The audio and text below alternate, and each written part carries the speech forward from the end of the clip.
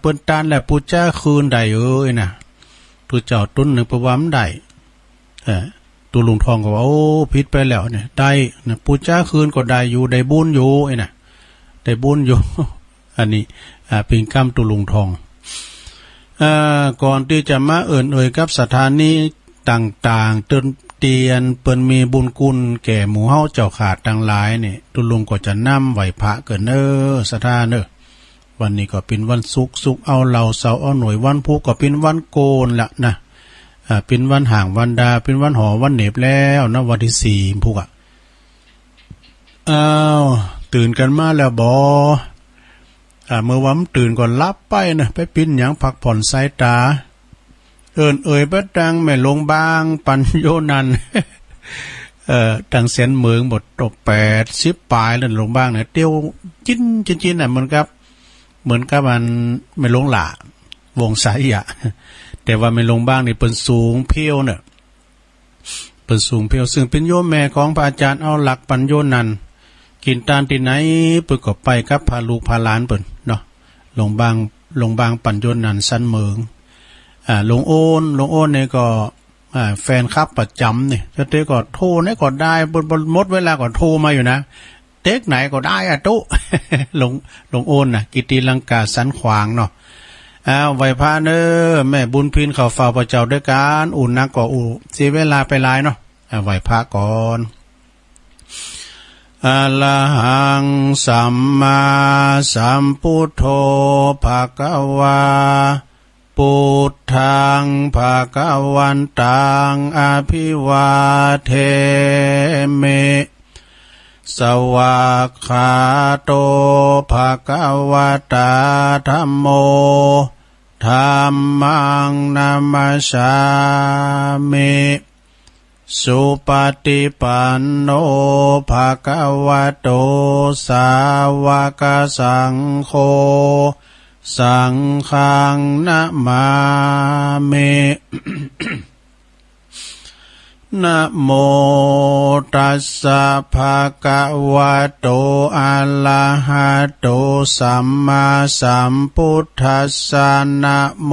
ตัสสะภะคะวะโตอะระหะโต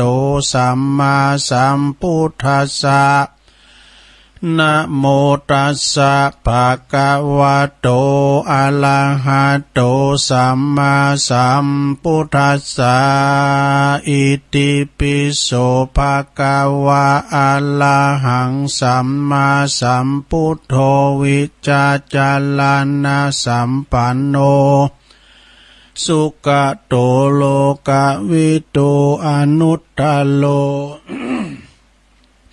ปุริสตัมมัสสาลทิสัทธาเทวมนุสสานังพุทโธภควติสวากขาโตภควตาธัมโมสันติติโกอากาลิโกเอหิปัสสิโกโอปันนยิโกปัจจตังเวทิตาโปวินโยหิติสุปฏิปันโนภะคะวะโตสาวกสังโฆอุจจุปฏิปันโนภะคะวะโตสาวกสังโฆยายะปฏิปันโนภะคะวะโตสาวกสังโฆสามิจิปฏิปันโนภะคะวะโตสาวกสังโฆญาติตังจัตตาลิปุริสะยุคานิอัตตปุริสะปุคาลาเอสะภะคะวะโตสาวกสังโฆ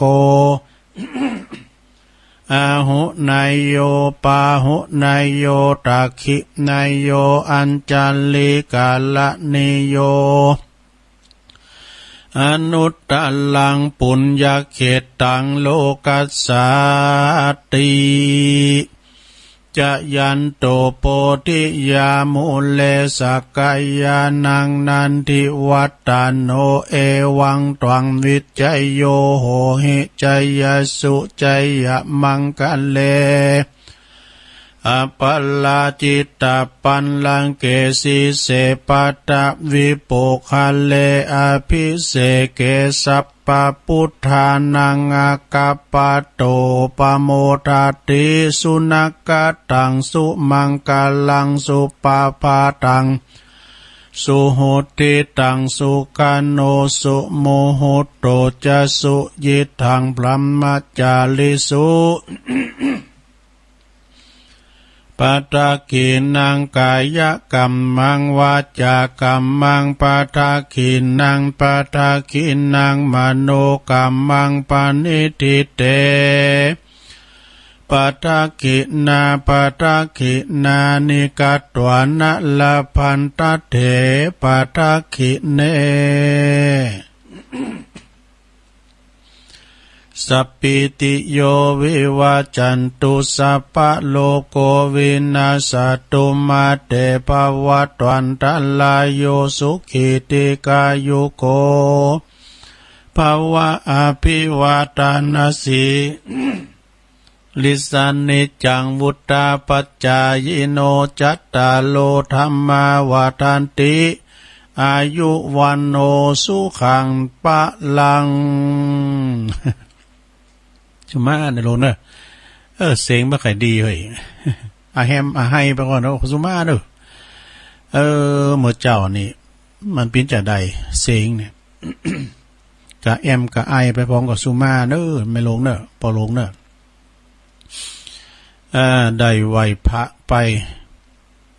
ได้สวดมนต์ไปปิ้นตีเรียบร้อยก็ขอคุณพระเกี่ยวเจ้า3ประการปกป้องคุ้มครองรักษาครูบาอาจารย์เนาะพระภิกษุสามเณรขโยมพระน้อยอยู่กับวัดกับว่าเนาะมีความ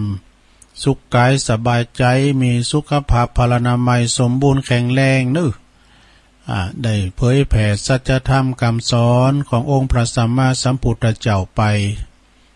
แล้วก็ขอให้มีสลิติคาอายุมันยืนยาวอยู่กัมจูปูจาศาสนาแห่งองค์สลีสัพพัญญูพระพุทธเจ้าของเฮาไปเสี่ยงจีและการยาวนานนั่นจุงจักมีเด้อศรัทธาญาติโยมพอออกไม่ออกก็เหมือนกันเด้ออยู่ดีมีสุขนะลงเด้อวันพุกนี่จะเป็นวันโกนแหละพุกนี่เฮาจะไหวพระหับศีลเอาอกเอาใจพี่น้องคุณเฒ่าคุณแก่เฮาที่เปิ้นไปวัดไปวามได้เนาะเอาวัดปิ้นบ้านพุกน่ะตุลุงก็จะปันศีลโยงเข้าบาทอีกนะโยงเข้าปัจเจ้านะสุมาเข้าพิฆาหารตามแบบเบาที่เคยทำมาวันเสาร์ วันเสาร์เขาก็ทบโทนเนาะทบโทนจำเตอก็ปุจจานมาเอาวากระตื้อหมูเนี่ยมันได้ไปหรอกยามก่อนตุลุงมาบวชเนี่ยวันตาน้อยวันตาโลงเนี่ยมันจะได้เห็นว่ามันนึงได้ไปโดยปริยาย อย่างนี้ก็เหมือนกันเสาร์ไหนเขาก็มาวากันเนี่ยครับมันถึงจะได้ไปตุลุงเนี่ยมันได้เด้อกำปุจจานเนี่ยนะเมื่อกี้สลามเฮ้ย พอเอาหนังสือกันนี้ตั้งอย่างกินจี้อย่างแควนกันก็ต้องขอบคุณทางสถานีวิทยุต่างๆเด้อที่เปิ้นมีบุญคุณกับหมู่เฮาเจ้าขาดต่างหลายบุญหูหมู่เฮาเจ้าขาดต่างหลายเด้อ กันดาว่าถ้ามีคุณจะจัดมนต์เพลงใดก็ตามมันมีเสียงออกก็บ่โตเป็นว่าโมฆะเด้อกับเวลาวิทยุจะดีปานใดก็ตามเสียงดังฟังชัดมีนำทำคำสอนมีตุเจ้าพันในมาอู่เอิ่นออกอากาศก็ฟังเพลงอย่างเดียวนะนี้ ยำเจ้าว่ากันเนาะเพลงบักเก่านี่อมตะนิรันดร์การนะ ฟังเพลงเก่าก็เป็นกล่องเพลงเนอะกล่องเพลงของโยมแม่น้อยเปิ้นถวายนะแม่ไม้เพลงไทย ถูกใจพองเนาะพี่ใหญ่ลื่อโลง แฟนจ๋าไอ้ดู พี่ใหญ่ลือหลวงไปขอฟังเพลงสุรพลแฟนจ๋าจัดให้แล้วขอบคุณทางสถานีวิทยุเพื่อการศึกษาพระพุทธศาสนาและวัฒนธรรม FM 104.50 เมกะเฮิรตซ์เด้ออันนี้แม่ขายใหญ่เฮากำแล้วนะวัดฝายหินจังหวัดเชียงใหม่โดยเมตตาบารมีธรรมอาจารย์พระครูสมุวิสุวัฒน์วรกิจโจท่านอาจารย์เปิ้นตื่นเจ้าลุกเจ้าเปิ้นก็ได้เปิดลิงก์รับสัญญาณไปปิ้นตีเรียบร้อยกราบขอบคุณนะครับเด้อ เวลาเคิงมีปัญหาอย่างใดเปิ้นก็แปลงจุนดีขอบคุณดังวิทยุคณะสงฆ์อำเภอฝางโดยมีประเดชพระคุณหลวงพ่อพระครูสุจิตานุรักษ์เจ้าคณะอำเภอฝาง FM 100.25 เมกะเฮิรตซ์เนอะตั้งอยู่ณที่วัดพระบาทอุดมนำบ่อสาวา สำนักวิปัสสนานะอันนี้ก็ตั้งตุปีเจริญ โชติธรรมโมตุปีเจริญก็เปิ้นไปปิ้นตุโลงนะวัดสันโค้งไอ้กะเนาะแต่ว่าเปิ้นก็ยังมาควบคุมรายการบ้านละเลยนะตีบัดตอดทุละนะเปิ้นก็ชัดแจ้งแต่ก็รีโมทเข้ามาไอ้กะเนาะ ขอบคุณพี่น้องทางเมืองฝางเด้อแม่อายชัยปราการฟังกันได้ขอบคุมพื้นที่ตังอำเภอแม่อายก็เมตตาบารมีธรรมหลวงพ่อพระครูวิธานธรรมโสพลเด้อหลวงพ่อใหญ่เฮาเจ้าคณะอำเภอแม่อายโลงวันแม่อายโลงนะตุลุงเคยไปนอนล่ะแล้วก็เมตตาบารมีธรรมหลวงพ่อพระครูสถิตธรรมาภิรักษ์อันนี้ก็เจ้าคณะอำเภอชัยประการวัดป่าไม้แดงเนาะที่เฮาไปตานเตนะโอ้ยวิหารเปิ้นนี่เป็น50 ล้าน60 ล้านบ่กล้าย่ำแล้วแต่ทำหน่อยเปิ้นจะปล่อยลงอ่ะได้ลิงก์สัญญาณไปแล้วเนาะขอบคุณฟังกันอย่างจุใจเนอะแล้วก็สถานีวิทยุคืนฝายหินแถมดูคืนวัดฝายคืนนั้นแดนดินถิ่นล้านนาเนาะแดนดินถิ่นล้านนานี่ก็ตั้งอยู่ที่บ้านโฮงโง่เนอะบ้านโฮงโง่ในตำบลนำบ่อโลงอำเภอสันป่าตองโดยมีคุณรุจิสมบัติเงาคำนะพี่ใหญ่เพิ่งก็ลิงก์สัญญาณตั้งแต่ตี 3นะตี 3จนถึง 7 โมงนะ103.50เนอะแดนดินถิ่นล้านนาฟังไปไกลเนอะฟังไปไกลแล้วเดี๋ยวนี้ก็ฟังกันได้ตั้งแต่เวลานี้ปิ้นตุนไปเป็นวันที่2แล้วกันฮะเนาะมนเสียงธรรมจากแม่แจ่ม106.25 เมกะเฮิรตซ์เนอะโดยเมตตาบารมีธรรมหลวงพ่อพระครูมงคลวิสิทธิ์หลวงพ่อใหญ่เฮาเนาะเจ้าคณะอำเภอแม่แจ่มวัดบุภารามตำบลช่างเครื่องอำเภอแม่แจ่มเนอะเปิ้นก็ลิงก์สัญญาณไปแล้วก็98.75 คลื่นธรรมะเพื่อชุมชนวัดห้วยตองซักตำบลขวงเป้าอำเภอจอมทองโดยเมตตาบารมีธรรมอาจารย์พระครูวาปีวรมานิตนะเจ้าอาวาสเปิ้นก็ลิงก์สัญญาณไป ตลอดถึงสดาญาติโยมที่เปิ้นฟังต่างแอปต่างไลน์ระบบอินเทอร์เน็ตก็ดีฟังกันไปเนาะสดาญาติโยมทั้งหลายขอบคุณเด้อไปเป็นตีเรียบร้อยสถานีที่เปิ้นมีบุญคุณแก่เฮาเป็นบุญหูของหมู่เฮาในโลกเด้อกันมีสถานีวิทยุก่อนนี่มันเป็น FM AM เนาะ AM นี่เท่าหลายกับสถานีมก.เจียงใหม่บ่อน้ำมันฟางแล้วก็รอดวปท2หมู่นี่นะพิทักษ์สันติราษฎร์แล้วก็สถานีแห่งประเทศไทยก่อนนี้เพลงเพื่อนชาวบ้านก่อนนี้เพื่อนชาวบ้านแล้วก็มีหลายๆกะโอ้เปิ้นจัดรายการก่อนนี่ฟังน้ำฟังธรรมกัน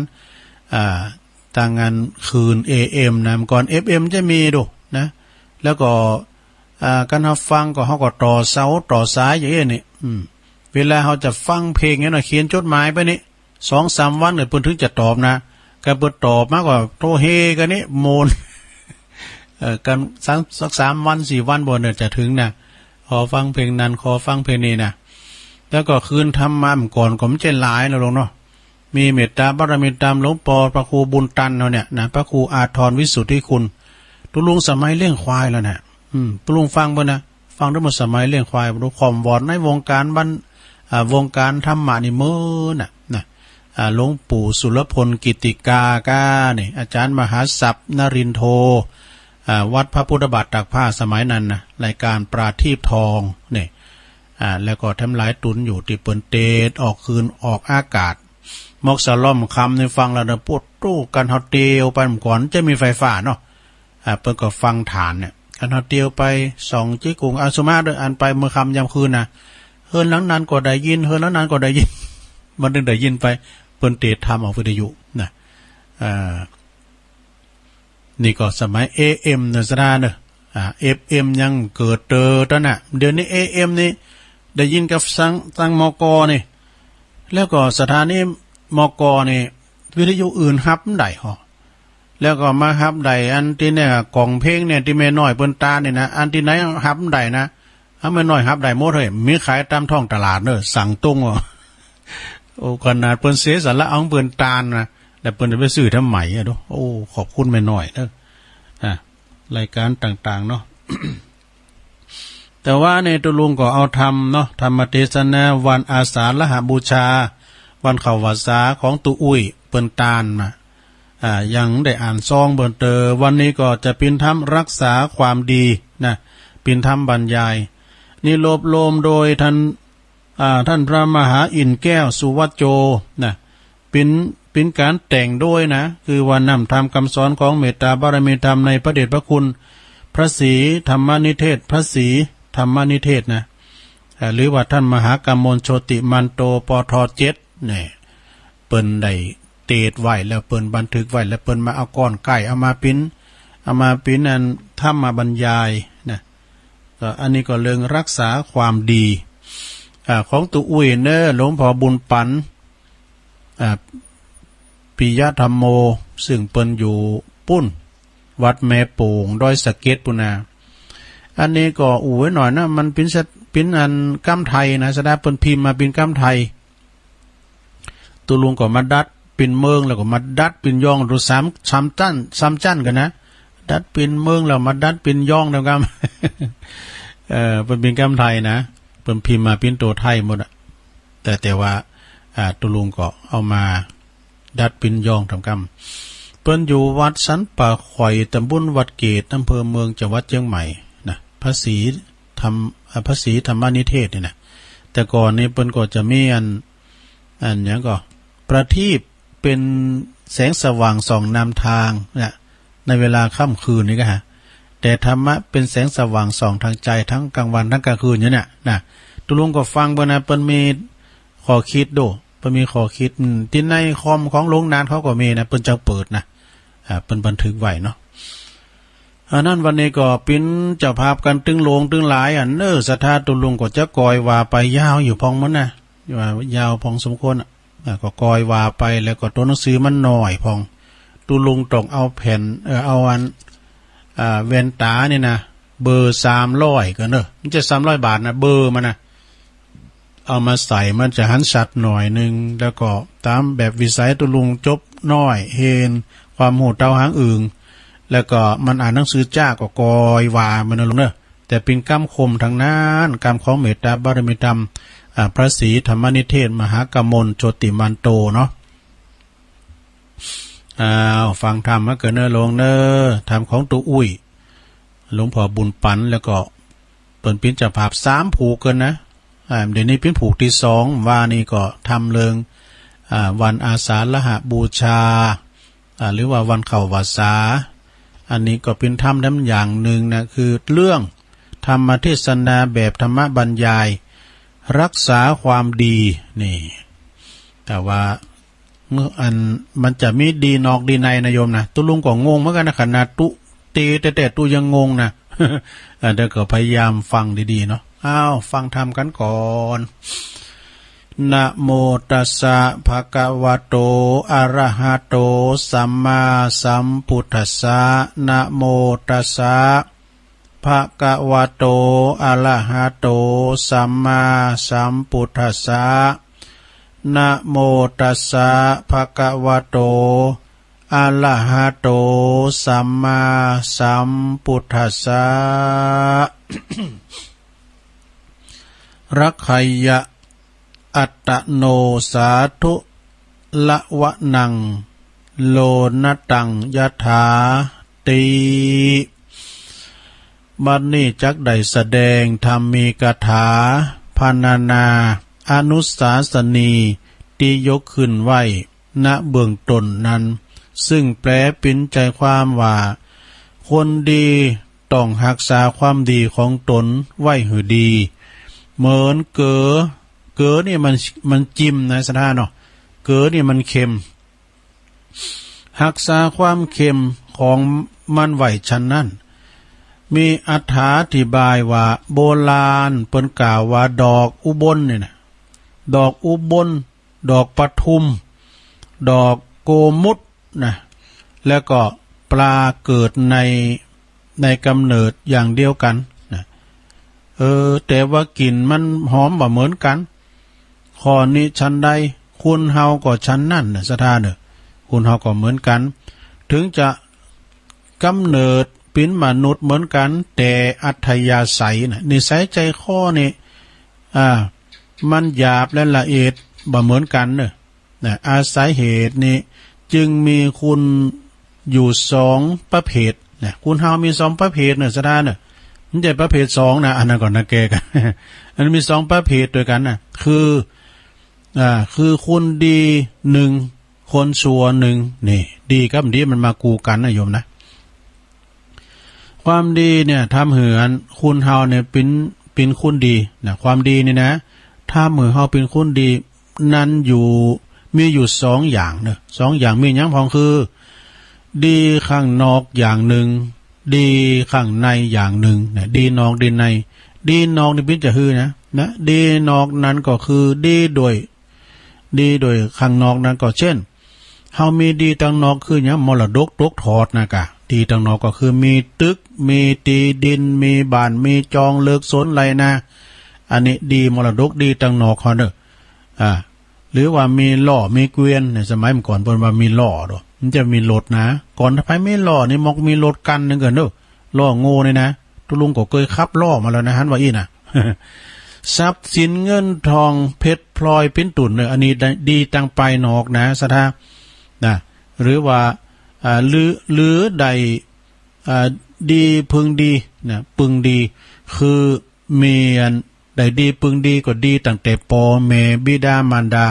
หรือว่าดีเจ้านายอุปถัมภ์อุปการะสนับสนุนจ้าน่ะญาติหรือว่าญาติมิตรสหายเนี่ยดีนะญาติมิตรสหายนี่ก็ดีนะสถาเป็นคุณช่วยอุปถัมภ์บำรุงโลมเล็กว่ามีฐานะดีอีกคนเด้อเนาะมีตีปึงดีเมื่อบุคคลบริบูรณ์โดยความดี2ประการนี่แล้วนะก็เรียกว่าคนดีเรียกว่าปิ้นเรียกได้ว่าคนมีดีอย่างหนึ่งนะคือดีตังนอกอันนี้ดีตังนอกอยู่นะญาติโยมจะดีตังนอกหรือว่าจะดีตังในเนี่ยดีตังในนี่เป็นจะฮือนะดีนี่ก็กำว่าโต้งว่าดีก็สุ่มปากคุ้มปากกันดีเนี่ยมันกึดไปตังปูนโดตัวลุงผมเอาไว้ใน2 มัดเนอะปลุงอันนั้น โอ้เอาไว้ในตู้ยินเนอะ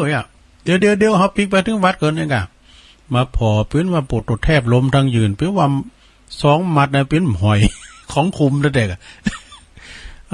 ดีทางในมันหมายความว่าจะได้นะก็คือดีโดยส่วนข้างในเช่นมีวิชาความรู้ศิลปศาสตร์วิชาหรือว่าวิทยาการต่างๆดีทางในนี่พยาปัญญาเนอะโยมเนอะอันนี้กินบะมดบะเสงเนี่ยมีพยาปัญญามีวิชาเหมือนมีทรัพย์อยู่นับแสน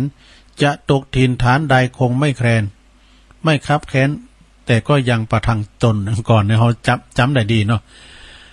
แม้จะความและก็มีความประพฤติดีตัวนะดีศิลปศาสตร์ดีวิชาความรู้มีแล้วต้องมีความประพฤติดีทางกายวาจาอัธยาศัยใจคอก็คือมีสุภาพเรียบร้อยนี่สมหน้าสมตาของโตโลมปิ้น2คือมีความหู้ดีมีความประพฤติดีเนี่ยเมื่อบริบูรณ์โดยดี2นี่ก็คือความดีความหู้ดีแล้วก็ความประพฤติดีนะดีนอกดีในอันนี้ดีในนะอย่างนี้เรียกว่ามีดีอย่างหนึ่งคือดีทางในเฮานะดีทางในแล้วก็ดีทางนอกกับดีทั้ง2นั่นถ้าจะฮือขึ้นจังเนาะว่าจังเทปน้ำหนักกันแล้วก็ดีในเนี่ยดีกว่าดีนอกนะดีในเนี่ยคือดีจิตดีใจด้วยหรอกนะคือว่าถ้าปิ้นตึกปิ้นบ้านปิ้นโฮงเฮนมันยังพังทลายไปอยู่ หรือว่าไฟใหม่ไต่ลามเสียหายไปก็หมดอย่างว่าดีตั้งนอกก็มีบ้านจ้องฮอเฮิรนก็ดีเวลาเกิดอัคคีภัยไฟใหม่ก็มันเมียนะปินล่อเกวนก็ดีสำรุดสุโทรมไปหักเสียหายไปหมดทรัพย์สินเงินทองเพชรพลอยต่างๆใจหมดไปหรือว่าถูกขโมยก้าลูกจีป่นเสไปเสไปหมดบิดามารดาเจ้านายมิตรสหายติลักเคยปินติปึงป่าอาศัยอุปการะอุดหนุนอุปถัมภ์บำรุงรักษากันมาถ้าลวงลับดับขันไปแตกสลายทำลายขันไปก็เสียหายก็เสียไปก่อนก็มดดีเหมือนกันเนอะมดดีเหมือนกันเนอะดีไปนอกนะคุณตีอาศัยความดีสดาญาโยมข้างนอกนั้นก็มาประกอบก็ทำให้ดีได้จริงนะเหมือนลิงเหมือนลิง มันเอาเครื่องประดับเอาเครื่องประดับคือเมผาอาพรเพชรพลอยปิ้นตุ่นนะมาประดับตัวของมันก็น่าดูน่าอินดูนะมันมานุงเสือกามันเอาเครื่องประดับประดามาใส่คอกา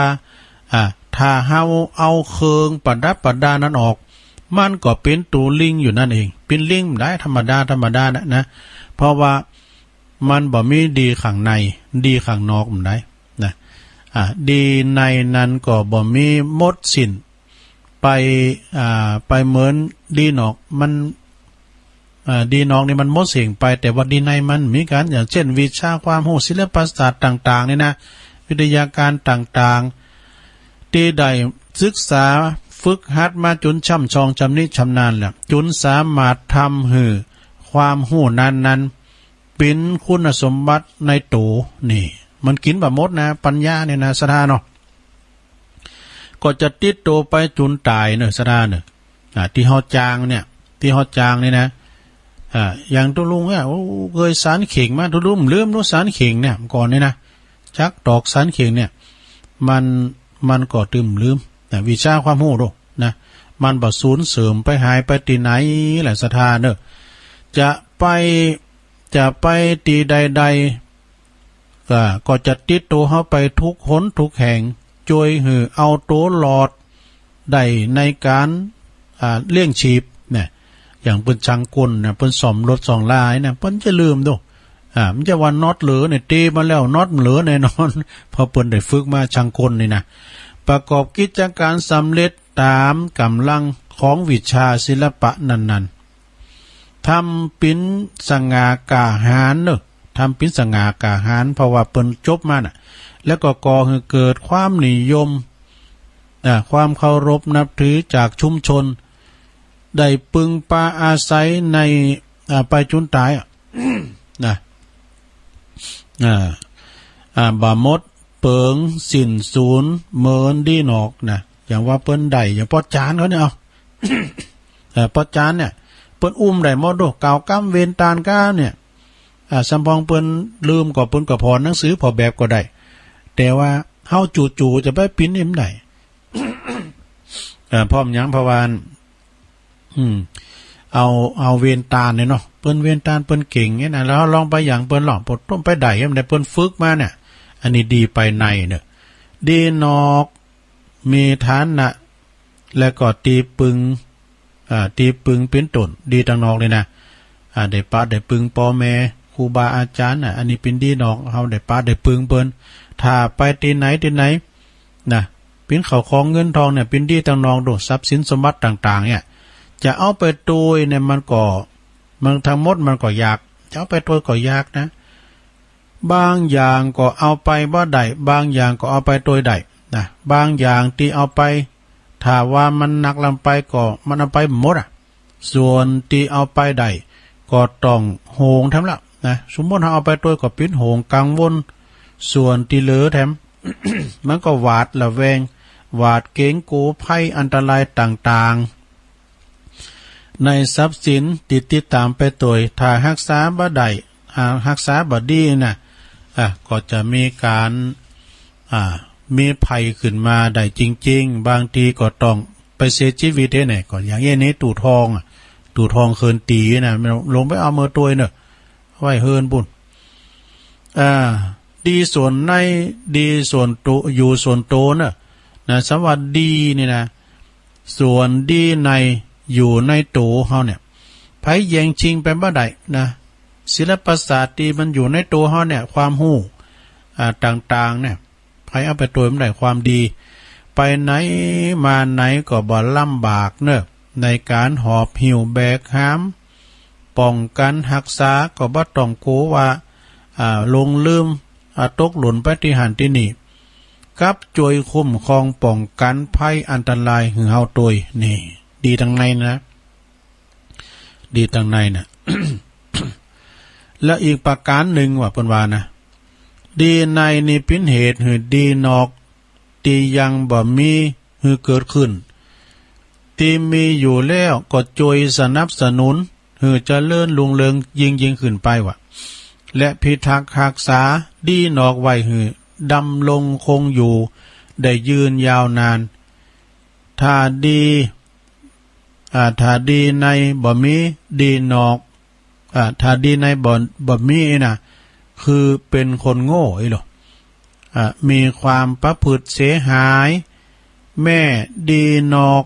อยู่เพียงพร้อมบริบูรณ์ก็ตามเด้อนะก็บ่อาจรักษาสูญหายหมดไปสิ้นใดนะ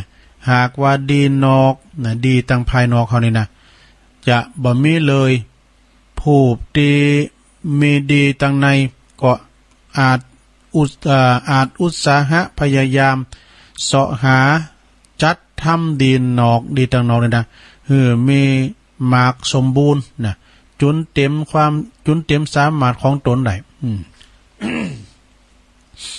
ถ้าอุตสาหะทำบริบูรณ์ทั้งสองดีตั้งไปในแล้วก็ดีไปนอกแล้วส่วนดีวิเศษอย่างยอดเยี่ยมยอดยิ่งนั้นก็อีกนัยยะหนึ่งกล่าวโดยเฉพาะดีแต่ในนะดีแต่ภายในซึ่งเป็นดีสำเร็จรูปเนอะดีสำเร็จรูปอยู่ในโตบ่เกี่ยวกับดีนอกนะดีนอกแบ่งเป็นสองแจ้นคือดีกายวาจาดีเป็นดีตั้งเป็นดีในหนึ่งใจดีเป็นที่สองนะกายวาจานี่ดีหนึ่งนะแล้วก็ใจเนี่ยดีมาเป็นที่สองว่ะทั้งนี้ทั้งสองถ้าว่าจะเทียบกันแฮมก็ดีในหนึ่งนะดีในหนึ่งก็สู่ดีตั้งในนอกตั้งในสองบ่ได้นี่มันซับซ้อนนะสดานะฟังดีๆเนอะตุลุงก็ยังซับซ้อนนะคือคนที่มีกิริยามารยาทสุภาพนะมีกิริยามารยาทสุภาพเรียบร้อยกล่าวถ้อยคำอ่อนหวานไพเราะจับใจแต่ใจบ่ดีนะแฝงไปโดยความเหี้ยมโหดดุร้ายหันแก่โตติมไปโดยความอาฆาตพยาบาทมาดร้ายปราศจากความเมตตากรุณาบ่จือว่าก็บ่จือสัตว์สุจริตนี่บ่ซื่อสัตว์สุจริตกดในคองอนในกระดูกนี่นะเปิ้นว่านะตรงกับสุภาษิตที่ว่าหน้าเน้อใจซื้อนี่หน้าเน้อใจซื้อนะสดานะถ้าว่าเป็นเช่นนั้นคนที่มาใกล้ชิดติดต่อสนิทสนมสนิทสนมคบหาสมาคมยังบ่ฮู้ถึงอัธยาศัยใจคอเป็นส่วนลึกอย่างแท้จริงก็พอใจหักไข่นิยมนับถือนะก็พอใจหักไข่นิยมนับถือก็คือว่าส่วนให้เปิ้นแฝงไว้แต่ในใจสมาคมไปหรือว่าคบค้าสมาคมไปก็บ่มื้นบ่นานพอฮู้อัธยาศัยใจคออันแท้จริงของเขาแล้วก็จะกลับเกลียดชิงชังเบื่อหน่ายนี่เปิ้นฮู้น้ำปืนเลยนะเนาะก็จะเบื่อชังชิงชังหน่อยเบื่อหน่ายไปเสริมคล้ายความนิยมหาไข่ความเคารพนับถือดีหนึ่งสู่ดีสองอย่างนี้เนาะดีหนึ่งสู่ดีสองอย่างนี้เนี่ยฟังดีๆเนอะโยมเนอะขนาดตุลุงอู่แต่ตุลุงก็งงเมื่อได ฟังดีๆเด้อถ้ากายจะกระด้าง กะเดืองบ่เรียบร้อยเก่งกลางบ่สุภาพหยาบคายนะและวาจาก็บ่สุภาพอ่อนหวานดีหนึ่งบ่มีแต่ดีสองคือจิตใจอ่อนอบอ้อมอารีบ่มีพยาบาทบ่มีอาฆาตพยาบาทมารร้ายมีเมตตากรุณาซื่อสัตย์สุจริตตรงกับสุภาษิตที่ว่าน่าเสือใจเนอคือว่าตั้งนอกนี่ครับพอนี่สีโศกว่านี่นะแต่เพิ่นใจดีเนอแยกอ่ะนะเช่นนี้คุณที่พบหันเข่าแหลกๆนะก็จะเกียรติช่างนี่เอาว่าคุณนี่ว่าลกลุงลังเยอะมาหักษาโตก็แล้วพอมีกำหนดก็เข้าหนาโกนเลยนะอย่างพอโจรอย่างผู้ร้ายนะบ่ชอบบ่อยากจะคบค้าสมาคมตัวนะถ้าปะหันกันนานๆเนาะไก่ชิดติดต่อสนิทสนมจนหู้สึกอัธยาศัยใจคอภายในนะดีสองก็สามารถอาบมากันปิดกายวาจาตีเสียนั่นแล้วได้ก็ถ้ามือคุณผู้ที่หูจักถึงจิตใจใจคอนั้นนิยมชมชอบมานับถือได้นะโอ้เป็นว่าหูพางได้เนอะแต่ว่าใจเปิ้นเนี่ยใจเปิ้นดีเนอะมีอ่อนน้อมถ่อมตนมีเฟื่อเผอแผ่นะเรื่องจี้หันว่าดีสองคือใจดีใจดีนั้นก็ดีกว่าเมื่อใจดีแล้วอาจฝึกกายวาจาดีโดยไม่อยากเนาะแล้วอีกประการหนึ่งสดาญาติโยมทั้งหลายผู้ที่มีหูพางมดจดงดงามเนาะผิวพรรณวรรณะสะอาดเป็นคนดีราศีขึ้นนี่เด้อเนาะสะอาดสะอ้านพุทธผ่องนี่เรียกว่าดีตั้งนอกเนาะรูปร่างลักษณะเปิ้นงามเนี่ยถ้ามือผู้ที่พบหันเกิดความนิยมชมชอบนี่บักเกียรติชังปิ้นกำไรของคุณดีได้มาเปล่าๆเนอะเนี่ยเขาคุณหูพางดีมากินไปกึ่งนี่แล้ววะนะบ่ต้องทำอย่างเลยเพียงแต่ว่าบุคลิกลักษณะเปิ้นดีเนี่ยกินไปกึ่งนี่แหละนะฮันเตเอาพอเนาะเอาพอได้เปิ้นเตียวเข้ามานะปุโตราศีเปิ้นขึ้นเนาะเปิ้นแต่งตัวภูมิฐานเอาก็ว่าอาจารย์เนี่ยกันเนาะบ่ใช่นะตุลุงผมจะเป็นอาจารย์ผมเป็นพ่อกล้า แต่รูปร่างลักษณะเปิ้นดีเนาะก็เปิ้นก็บอกว่าบ่ต้องทำอย่างเลยแต่รูปร่างลักษณะบุคลิกลักษณะดีน่ะดีกว่าตีเขาหันแล้วก็เกียรติช่างบ่ชอบถ้าคุณนั้นดีสองก็คืออัธยาศัยใจคอดีดังกล่าวแล้วก็ยิ่งจะเป็นหลักฐานสำคัญจุยพยุงดีนอกเข้าไปแถมทำให้คุณนิยมนับถือยืดยาวเนี่ยแต่มีแต่เขาจะเมตตากรุณาบ่มีขาศึกศัตรูเนอะนะอาจจะมีแต่มิตรเกี่ยวสหายคำตรงกันข้ามถ้าว่ารูงามรูปแต่ว่าบ่มีดีสองเลยนะดีก็ตั้งไปนอกเลยนะตั้งไปในระบาดจะคุ้มครองตัวใดฉะนั้นคุณตีอาภัพมีรูปลางที่บ่งดงามนะบ่หล่อเล้าเอาการนี่นะก็บ่จำเป็นต้องโทมนัดเด้อบ่ต้องหน่อยอกมองใจว่าเกิดมาอย่างใดก็ปิ้นไปอย่างนั้นนะจะเลิกเอาตามใจชอบบ่ได้มีแต่ข้อที่มั่นใจนะแต่มีข้อมั่นใจได้อย่างแน่นอนว่าถ้าเฮาอุตสาหะพยายามฝึกหัดอบรมดีในความหูดีแล้วก็จัญญามารยาทความประพฤติกาเนี่ยนะความประพฤติกับตนกับโตมีทางกายวาจาใจเรียบร้อยเป็นติไว้วางใจนะคือมีความซื่อสัตย์ก็จะบ่มีภัยแก่มิตรการเอามีความสุภาพเรียบร้อยมีภัยแก่มิตรแล้วก็สังคมสหายก็จะปิ้นตีนิยมเคารพนับถือเมตตาของชนทั้งหลายโดย หายความรังเกียจเดียดชั้นรูปร่างภายนอกปิ้นแน่แต่ส่วนคนที่มีรูปร่างงดงามงดงามมดจดงดงามเราก็บ่ควรประมาทโมเมาเด้อคือบ่ควรประมาทโมเมาควรเอาใจใส่ทำนุบำรุงหือดีหือสมบูรณ์ถ้ายังขาดดีในหรือว่าดีที่สองนะมันมีดีในดีนอกหรือดีที่สองนะดีหนึ่งดีสองมันหลายดีนะลองฟังว่าได้ดีเดี๋ยวจะได้เนาะถ้ายังขาดดีในหรือดีสองเนี่ยก็จงปลอบใจของตนว่ามันเป็นบุญของเฮาตีได้เกิดมาน่ะหรือว่าดีตั้งนอกไว้เป็นสมบัติส่วนหนึ่งนะดีตั้งนอกก็คือมีมรดกตกทอดมีเข้าของสัมปติอีกซึ่งได้เปรียบกว่าที่คุณบ่มีเลย เฮาจะอุตสาหะพยายามบำเพ็ญดีบำเพ็ญดีไปในเฮาไว้ซึ่งจะเป็นสมบัติอีกส่วนหนึ่งมีจุนใดแต่นั่นก็จงมันภาคเพียรลำไปนะจนกว่าดีในดีภายในจะสมบูรณ์ขึ้นติมตามความประสงค์เนาะอีกประการหนึ่งอีกประการหนึ่งดีในซึ่งได้แสดงมาแล้วแต่เบื้องต้นคือดีมีความรู้มีความประพฤติดี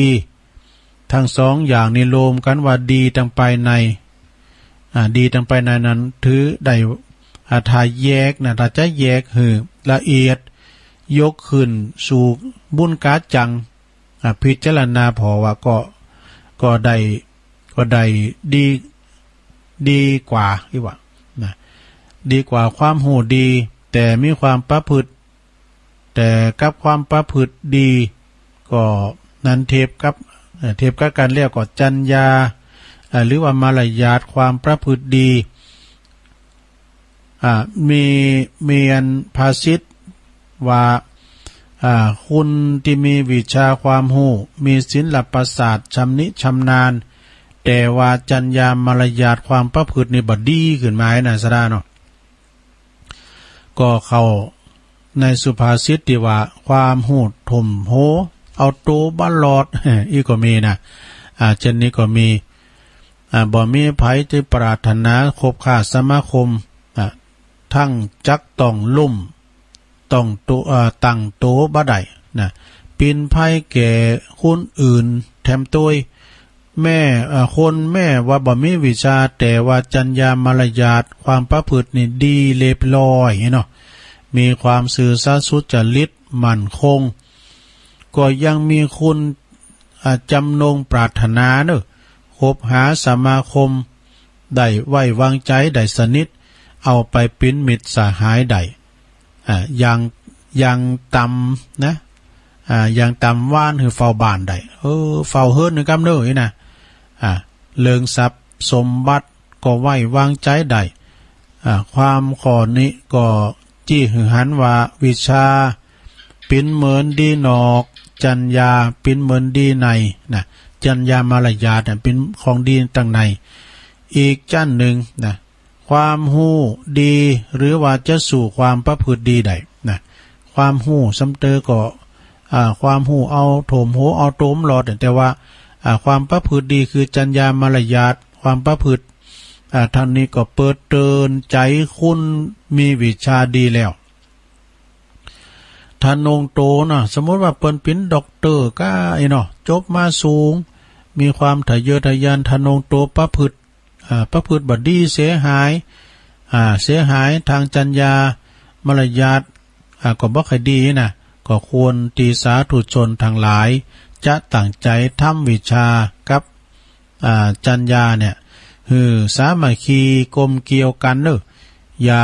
แตกสามัคคีกันเนอะคือวิชาไปเหตุตั้งหนึ่งจัญญาไปเหตุตั้งหนึ่งมันบ่เข้ากันนี่นะก็จะได้ปึงคุณทั้งสองอย่างนี่นะเป็นลักตั้งแต่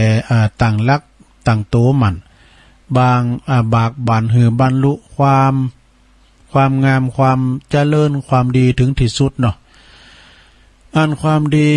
นะอันความดีบ่ว่าจะเป็นดีตั้งนอกก็ดีได้ชื่อว่าความดียอมอำนวยผล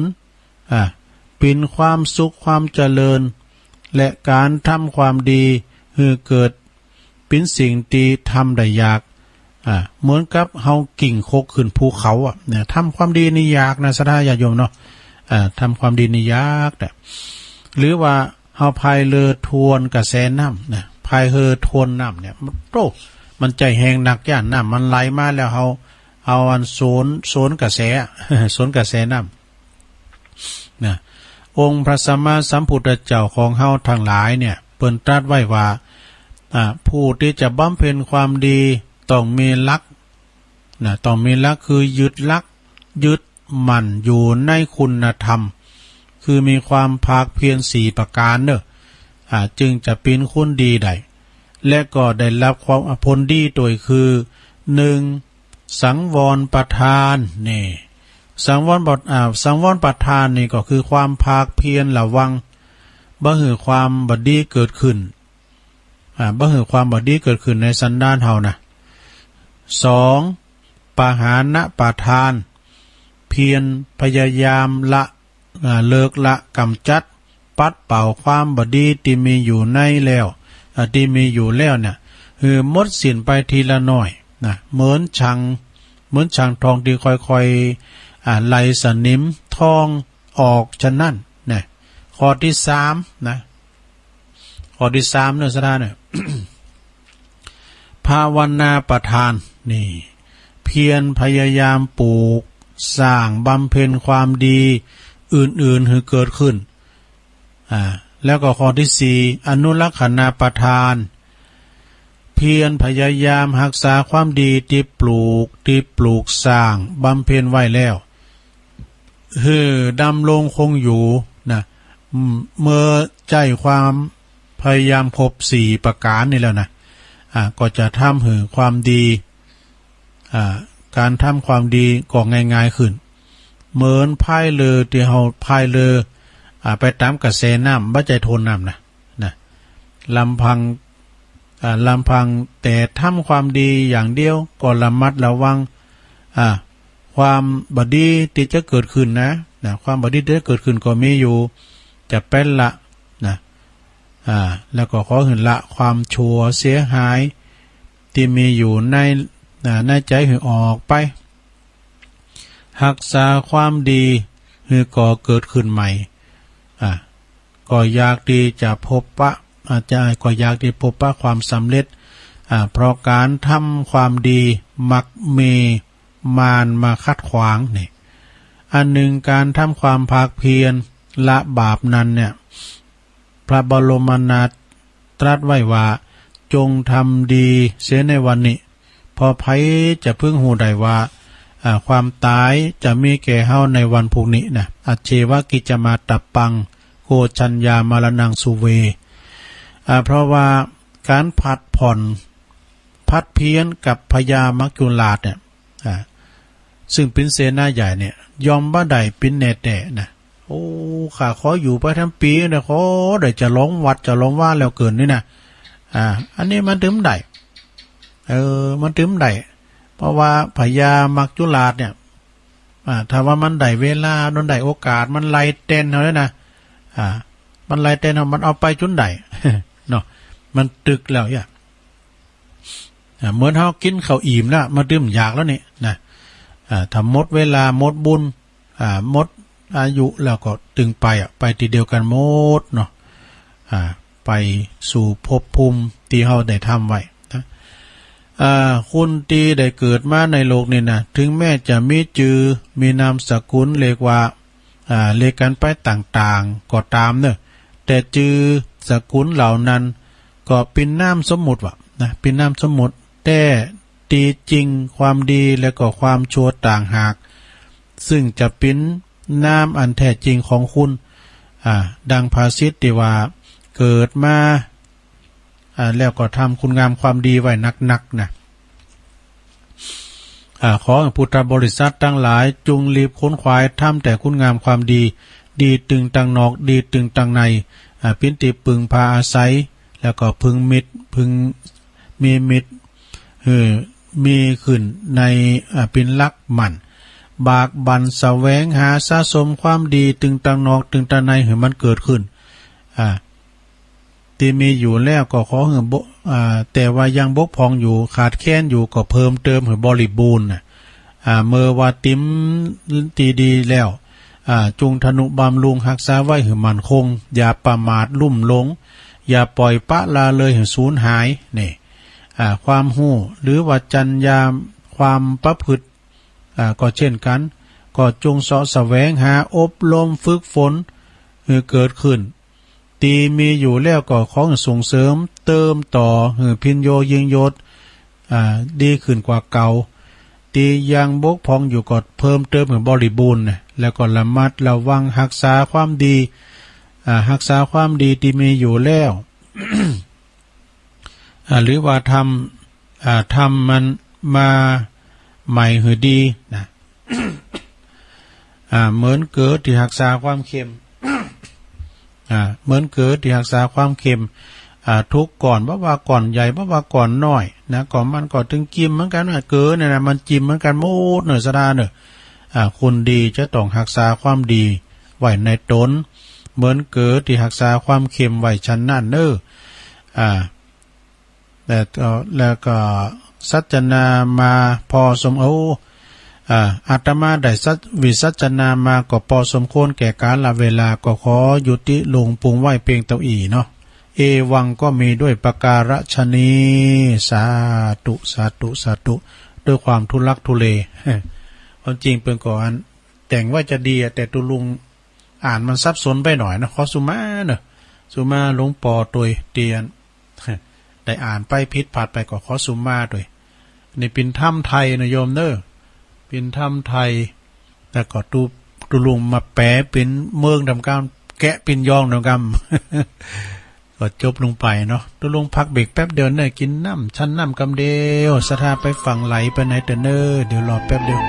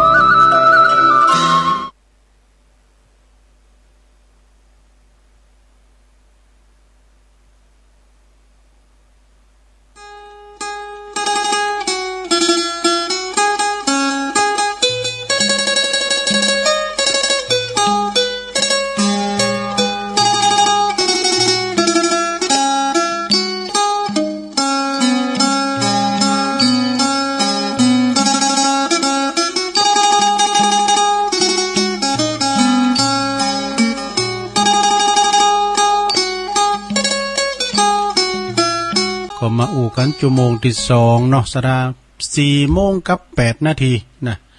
ขอบคุณครับปอบุญธรรมชัยกาโทรมาลังไม่หือกำลังใจตุลุงขอบคุณหลายๆเนอะแล้วก็พี่ไอจอมยุทธ2 แผ่นดิน จอมยุทธ2 แผ่นดินโอ้กำลังตื่นเนี่ยตุลุงไอ้โดมปนวานนะโอ้บั่นซบมีไก่แล้วไม่ได้รับดี แต่ก็ยังดีอยู่เนาะตื่นมาฟังอยู่นะขอบคุณเนอะศรัทธาญาติโยมทั้งหลายธรรมที่จบไปนี่ก็เป็นธรรมที่ตุลุงเตดไปอาจจะผิดพลาดไปพองก็สุมาด้วยนะรักษาความดีเป็นมีดีนอกดีในดีตั้งนอกก็คือมีทรัพย์สินสมบัติดีนะแล้วก็ดีตั้งในก็คือดีกิริยามารยาทดีในจิตในใจนะคุณเฮาถ้าว่าใจดีแล้วเนี่ยโอ้มันไปดีไหนมันก็มีความโอบอ้อมเฟื้ออารีต่อสังคมต่อไปนะแต่ว่าเฮาจิตใจมันบ่ดีงามไปนอกเนาะแต่ว่าใจมันไข่งามนี่สวยแต่รูปจูบไม่หอมแม่นบ่ว่า เนาะประมาณนั้นนะแต่ว่าอันนี้หลวงปู่ตุอุ้ยเฮาเปิ้นก็ต่างอกต่างใจเอามาให้ตุลุงแสดงมาเทศเนาะ แล้วยังมีแถมผูกหนึ่งนะตีย้ำได้เตดนะก็อันนี้ก็คงจะได้เอาเลงผอมกำเนาะหลวงปู่ปนมา3ผูกกันเนาะเป็นธรรมบรรยายนะก็โดยแต่งโดยพระศรีธรรมนิเทศหรือว่าท่านมหากำมลโชติมันโตปท7ประโยคด้วยกันนะขอบคุณหลวงตุอุ้ยเฮาตัวเนอร์อันนี้จะเอาปอนเปิ้นนี่ก่อนเปิ้นก็บอกว่าศรัทธาหลวงปอบุญปันปุญญธรรมโมวัดแม่โป่งตำบลแม่โป่งอำเภอดอยสะเก็ดถวายปูจากันเตดขอนิมนต์เตดก่อนเข้าวสานี่เด้อไอ้ดอกทั้ง3กัน3ผูกเปิดอุทิศบุญกุศลไปหาเทวบุตรเทวดาเจ้ากรรมนายเวรมารดาบิดาปู่ย่าตายายที่ลงหลับดับขันไปขอให้ได้รับส่วนบุญกุศลนี่เทินนี่ดอกหมายเหตุขอกับอาราธนาเตดออกอากาศตั้งแต่วันพัดศุกร์เสาร์นี่เหลือแต่ผูกนึงจะอ้อมแรงเพื่อจ้าพอกันเด้อเพราะว่าผูกนี่มันจะมีเวลาบีบหน่อยนะเขาจะไหวพระรับศีลทำหลายอย่างเดี๋ยวไปเลพอได้ดิมเดียวเต้นแรงเพื่อนเด้อตอนบ่าย3เนาะอันนี้ก็หลวงปอบุญปันขออ่านได้จื่อให้หน่อยนะว่าก็ขอบคุณทางศรัทธาจางพี่น้องดอยสะเก็ดมีนางสุพันธ์กันทาจีน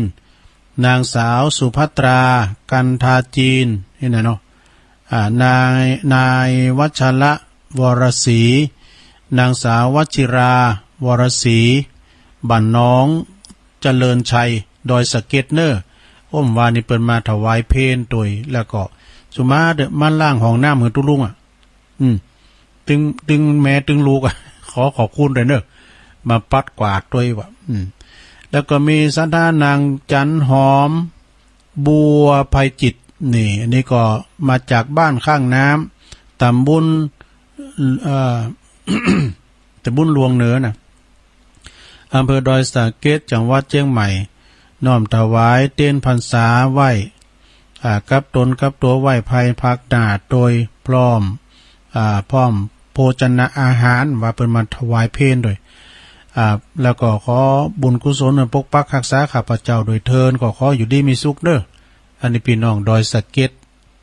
ตำบลหลวงเหนือเนอะบ้านข้างน้ำนี่นะ แล้วก็อันนี้เป็นมาเป็นคณะเนอะพี่น้องจากดอยสะเก็ดเหมือนกันเนอะจากดอยสะเก็ดเมืองอันนี้ตำบลหลวงเหนือเหมือนกันเปิ้นว่าอยู่คนละหลายตุงหลายหน้าเนี่ยนะ ก็เปิ้นว่านี่เปิ้นมาลำรถแดงนึงรถเหลืองเนาะรถเหลืองมีแม่สู้ค่ำเนี่ยใบกาวินกันเนี่ยนางอัมไพแสงขันอันนี้อยู่วัดสุขวิเวกกลามวิเวกกลามสุขวิเวกกลามนะตำบลหลวงเหนือดอยสะเก็ด1 ซองนางสุพันธ์อริยะนางโสภาใบสุขันเนี่ยเนาะนางนงเยาบุญเยาพร้อมด้วยครอบครัวเนอะอันนี้พี่น้องบ้านใหม่ริมคลองตำบลอำเภอดอยสะเก็ดจังหวัดเชียงใหม่เนี่ยตันไปหนา1 ซองแม่อานงบุญยวงตำบลหลวงเหนือดอยสะเก็ด1 ซองนางเพ็ญพรพิชวงศ์กันนะพัชวงศ์กันดอยสะเก็ด1 ซองแม่จันจอมใจบ้านสันทรายนะบ้านสันทรายอำเภอดอยสะเก็ดจังหวัดเชียงใหม่1 ซองแม่นางบัวชุมบุญสนิทนี่ก็เนี่ยเปิ้นเขียนมานะเปิ้นว่าตานไปหาเทวบุตรเทวดาแล้วก็แม่มณีเจ้ากรรมในเวรพอเกิดมาเกิดด้วยนะพร้อมครอบครัวนะพี่น้องบ้านใหม่เนอะนี่นะสาธุโอ้อันนี้ก็แม่จันติบก็เนี่ยบุญชื่นก็มาจากลงเหนือเหมือนกัน1 ซองเติมเขียนวัดไปหน่อยเนาะเหรียญทองบุญเย็นพร้อมครอบครัวดอยสะเก็ดแถม1 ซองพ่อประเสริฐมั่งนี่เนี่ยมั่งมาดด้วยก็พร้อมครอบครัวเนอสันทรายบ้านสันทรายลงเหนือดอยสะเก็ด1 ซองแล้วก็แม่สุพรรณบุญตันด ดอยสะเก็ด1ซองพ่อสมบัติแม่นินทองนะแม่นินทองบัวบานพร้อมครอบครัวตามไปหนา1ซองเอาขอบคุณนะมีละ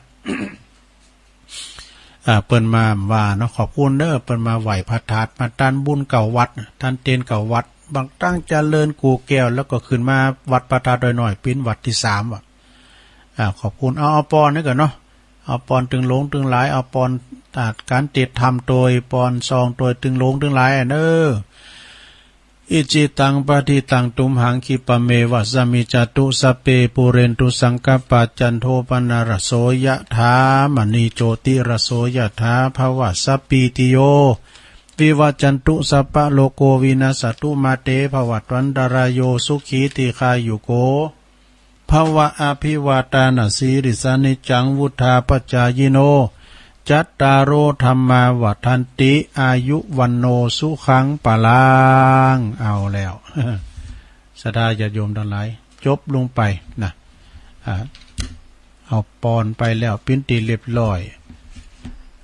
แดมแรงเบิดนะเป็นธรรมแสวงหาความสุขนี่วันนี้ตุลุงไปไหนจะเหลบดีๆกำหรอพระธรรมเทศนาเรื่องแสวงหาความสุขเนี่ยความสุขก็มีในจิตในใจนะโยมเด้ออย่างเขาว่าสาพระจะไปนอนวัดแสวงหาความวิเวกไปปีกวิเวกแล้วก็ไปประพฤติวัดปฏิบัติธรรมในกลางวัดสาเนาะแสวงหาความสุขนะสุขอกสุขใจบุญเกินเด้อบุญจะหลีไปดีๆเนาะต่อไปก็มาประกาศข่าวสารงานบุญให้หน่อยนึงนะศรัทธาญาติโยมทั้งหลายเนาะข่าวสารงานบุญนี่ประกาศตอนเจ้าได้นะตอนแรกไม่ได้ประกาศเนาะกอไก่มาแล้วเนอวันที่4วันพุธเนี่ยวัดวังดินนะวัดวังดินตำบลโขงเป้าอำเภอจอมทองเปิ้นจะมีการทำบุญบรรจุมีการบรรจุพระธาตุเจ้าเจดีย์บรรจุพระธาตุวัตถุมงคลต่างๆเนอวันที่4วันพุธนี่นะมีพระเดชพระคุณพระศรีศิลปาจารย์นะลูกศิษย์หลวงปู่เปิ้นจะมาปิ้นประธานฝ่ายสงฆ์แต่ก็ตระกูลกิ่วแก้วคุณแม่จันฟองกิ่วแก้วพร้อมกับเคยญาติลูกหลานจะมากันหมดที่วัดโขงเป้าเนื้อสดาญาติโยมโดยมีท่านพระอธิการรุ่งโรจน์ประภัสโรเจ้าอาวาสแล้วก็ตุปีแก้วเขาพร้อมด้วยคณะศรัทธาก็มีปหลวงบัญชาใจพยักพระวัจปินผู้จวยอบตกระจวยกันนะวันพุธนี้ก็พระจะไปปูจาแผ่นทองก็ดีมีของดีที่จะไปบรรจุก็ดีวัตถุมงคลต่างๆก็เจิญเนื้อพระจะไปเปิดโรงทานนะพระจะไปหับเป็นเจ้าภาพสังก็ดีก็ติดต่อใดตีตุปีรุ่งโรจน์ประภัสโรเบอร์โทรศัพท์เพิ่นก็0821866729พี่น้องบันเวงไปหลายๆเด้อเพราะกำนันเขากำนันใหญ่เขาผู้ช่วยแดงเขา ไปกันได้หลายสทเนาะตุลุงก็จะไปแล้วก็วัดเหล่ายาวเหนือวัดมกับตองนะตำบลเหล่ายาวอำเภอบ้านหุ่งเปิ้นก็มีการสร้างวิหารครอบหลวงพ่อพระสมปรารถนาเปิ้นปิ้นวิหารแบบวัดอันบ้านตุงโป่งนะเปิ้นไปขอเอาแบบแป้นปิ้นวิหารจัดงามนะพระจะไปลมโดยช่วยกันสร้างวิหารครอพระเจ้าตันใจสมปรารถนาเนาะติดต่อใดเนอเล็กปูนหินดินทรายกระเบื้องมุงราคาแผ่นละ20 บาทเนอติดต่อใดตีตุปีแดงเนอรองเจ้าอาวาสแล้วก็เลขาหรือว่าติดต่อใดตีท่านอาจารย์จรูนฐานะทินโนท่านเจ้าอธิการในเปิ้นเป็นเจ้าคณะตำบลเนาะเจ้าอาวาสด้วยแล้วก็ทำงานหนึ่งวันที่4วันพุธนี่นะเปิ้นจะมีการแห่สมณะรูปเหมือนของครูบาลาเนอะจากวัดเมืองจีหลงมาที่วัดเมืองจีใหม่นี่ อันนี้แม่เจียมจิตเปิ้นฝากประกาศมาพี่น้องศรัทธาเนาะซึ่งงั้นครูบาลานี่นะศรัทธาญาติโยมเปิ้นเป็นผู้ที่ก่อตั้งวัดเมืองจีใหม่นี่นะมาเป็นเวลาอยู่ดูรุ่นบุกเบิกได้เด็ก185ดูหมายความว่า185 ปีแล้วนะแล้วก็ลูกศิษย์ลูกหาอันเป็นเทวาศิษย์โยมต่างๆนี่เปิ้นก็เลยมีรูปปั้นรูปเหมือนของครูบาเจ้าครูบาลาเปิ้นจะแห่วันพุธนี่นะแ แห่จากวัดเมืองจีหลงมาที่เมืองจีใหม่นะคือวินวัดปีวัดนองกันน่ะ มาประดิษฐานไว้ที่วัดเมืองจีใหม่เด้องานนี้เพิ่นก็จะมีอบรมสมโพธิเนาะมีเจริญพระพุทธมนต์ทางภายในนะมีกินมีทานพระจะไปรวมทำบุญก็เจิญเด้อแล้วก็ตั้งไปเนาะเพิ่นมีแข่งกองโลงด้วยวะดูมีซอ มีโฮงตาลมีหยังต้วยน่ะไปกินไปตาลในกันเด้ออาจารย์ท่านพระครูนพการน่ะลืมชื่อพระราชดินนามเพิ่นก็ไปกินไปตาลกันเด้อที่วัดเมืองจีใหม่วันพุธในวันที่4วันนี้ก็วันห่างวันดาละวันที่23กรกฎาของทุกเดินตั้งแต่เดินในพินตุนไปเปิ้นก็จะจัดงานทำบุญทักษิณานุปทาน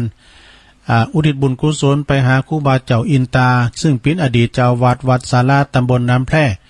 อำเภอหางดงจังหวัดเชียงใหม่นะซึ่งเดินนี้ก็ได้กราบอาราธนาองค์เตศที่มีชื่อเสียงโด่งดังเนาะท่านพระครูใบดิกาสมศักดิ์ปิยวันโนมาเป็นองค์แสดงธรรมมาสวดมาเทศน์ในสถานเด้อวันที่23นี่นะ23เดือนเนี่ยเริ่มตั้งแต่เดือนนี้ปิ้นตุนไปพระจะไปฟังน้ำฟังธรรมไปทำบุญหรือว่าไปจองปิ้นเจ้าภาพแต่ว่าวันที่23นี่เจ้าภาพลักก็ได้รับความอนุเคราะห์จากคณะศิษย์ของหลวงปู่ดวงดีวัดบ้านฟ้อนเพิ่นจะมาปิ้นเจ้าภาพเด้อพระจะไปจองปิ้นเจ้าภาพก็ติดต่อได้ที่ท่านเจ้าวาดตุนปัจจุบันหลวงพ่อพระครูโชติสุวรรณสอนนะหลวงพ่อเพิ่นใจดีก็ไปติดต่อได้งานหนึ่งเข้างานหนึ่งออกงานเข้าตลอดตุลุงว่าจะไปไหวไปซาก็ไม่ได้ไปสักเทื่อกายพระนั้นก็ยกมือไหวพระเจ้าโลงนะซ้ายมือนะลงเด้อการเอาไปทางเหนือนะไปทางคันคลองน่ะพระเจ้าโลงงามวัดงามนะวัดศาลาตำบลน้ำแพร่ซึ่งก็เป็นวัดเดิมของครูบาเจ้าอินตาเนาะเปิ้นมีมาเมื่อละนะเปิ้นตั้งศพก้าไว้ในวัดนี่นะเปิ้นมีมาหมื่นละสมัยครูบาแล้วนะต่อไปคณะสายบุญถวายเตียนวัดถวายเตียนพรรษาเก่าวัดนะทางอำเภอบ้านหงโดยการนำของเมตตาบารมีธรรมอาจารย์พระอาจารย์ศรีรัตน์ปัญญาทโรซึ่งเป็นผู้นำบุญจากวัดแพโป่งแพโป่งนี่ตำบุญเหล่ายาวอำเภอบ้านหงตุปีเปิ้นจะนำศรัทธาไปตาลเตียนเก่าวัดปุ้นอำเภอดอยเต่าอำเภอลี่ในวันที่7กรกฎาคมเขาว่าซาแล้วนะวันที่7กรกฎาคมไปจะไปก็ไปติดต่อได้ตีตุปีศรีลัดนะปัญญาทโรวัดแพะโป่งซึ่งก็วันที่7นั่นก็ไปรวมกันที่โคงแก้วอารามทั้ง3ที่วัดแพะโป่งล้อมหมุน8โมงเดี๋ยวนี้มี10กว่ากั้นรถตู้แล้วนะ10กว่ากั้นรถตู้แล้วพระจะไปก็ไปได้อยู่นะติดต่อได้อาจจะนำบุญไปที่วัดอำเภอดอยเต่าวัดชิมพลีเขาเนี่ยนะพอตุปีก็เป็นคุณดอยเต่าโดยพดพระเมืองลีวะนะพวกแม่หวางหน้าทรายวัดพระบาทห้วยตุ่มไปหมดนะปากันไปนี่ก็จากตุปีศรีลัดฝากประกาศมาเนาะทางวัดมอนห้วยแก้วนี่ก็ขอเชิญทำบุญสร้างวิหารเดี๋ยวนี้เพื่อจะปูพื้นด้วยหินแกรนิตโตหินแกรนิตนะงามนะตารางเมตรละ500 บาทจะมีจำนวนถึง600 ตารางเมตรนะพระอาจารย์สมหวังจากวัดม่อนห้วยแก้วเปิ้นแปลงคู่กันนั้นกันไประหว่างพระประธานเจดีย์นะแล้วก็พระวิหารหลวงพระจะไปพินจะพาก็เจิญที่วัดม่อนห้วยแก้วงานบุญใหญ่เพื่อจะมีออกวาสาแล้วก่อนนะเพื่อจะบรรจุพระธาตุเหมือนกับวัดวังดินเนี่ยเพื่อจะบรรจุพระธาตุวันปุณตานกฐินวันปุณตานกฐินก็ฉะนั้นก็เจิญได้ไปสั่งวิหารหลวงพร้อมกันนะที่วัดม่อนห้วยแก้วต่อไปขอเจิญโลมทำบุญฉลองอายุวัฒนมงคลครบ72พรรษา52ของเมตตาบารมีธรรมหลวงพ่อพระครูกัลยาณธรรมนิวิตครูบาเจ้าเสาค่ำถาวโรเจ้าอาวาสวัดหลวงศรีเตเจ้าคณะทำบุญศรีเตในระหว่างในวันเสาร์ที่4ก็ขึ้นพุกแล้วนะสถาวันที่4กรกฎาคม63เนี่ยนะมันจะมีการสืบชะตาโลงนะปิ้นขวัญและกำลังใจของครูบาตัวนะจากนั้นก็พระจะไปหับปิ้นเจ้าภาพสังฆทานก็ดีไปรวมมุดิตาจิตชอดอกไม้หรือว่าชอ กระเช่าแบรนด์อย่างต่างๆก็ไปได้เนอะรวมทำบุญมุทิตาจิตกับครูบาเจ้าเสาคำนะไปออกโครงการไปเปิดโครงการแล้วก็ไปรับของดีโดย เพื่อจะแจกน้ำมันมนต์ของครูบาเจ้าสุรินทร์จ้ะเนาะไปใครเด็ดเตียนก็ติดต่อได้ตีตุปีสีอานนะเตียนก็ยันก็มีหันมรพร้อมอันนี้ก็ท่านอาจารย์สังวรศีลสังวโรซึ่งเป็นรองเจ้าวัดวัดศรีเตี้ยเลขาก็แล้วก็กับคณะศรัทธาศิษยานุศิษย์ฝากประกาศมาเนอะวันพุธแล้วนะก็ไปกินไปทานกันแล้วก็สินค้าราคาถูกนี่แล้วไปแล้วกันเนาะที่อำเภอเนี่ยที่เปิ้นมีสินค้าราคาถูกหมดแล้วกันเนี่ยนะอันนี้ข่าวประกาศข่าวสารงานบุญแต่ว่าพิษพลาดประกันได้ก็หรือว่าตกหลุมไปก่อนสุมาเนอะนี่เต่าตีหูที่สาบมานะเต่าตีหูมาเนาะขอบคุณเนอะกูเซ้งกูซ้ายขอบคุณที่เปิ้นได้ฝากประกาศมาก็ดีตุลุงก็จะประกันพวกเจ้าแถมนะ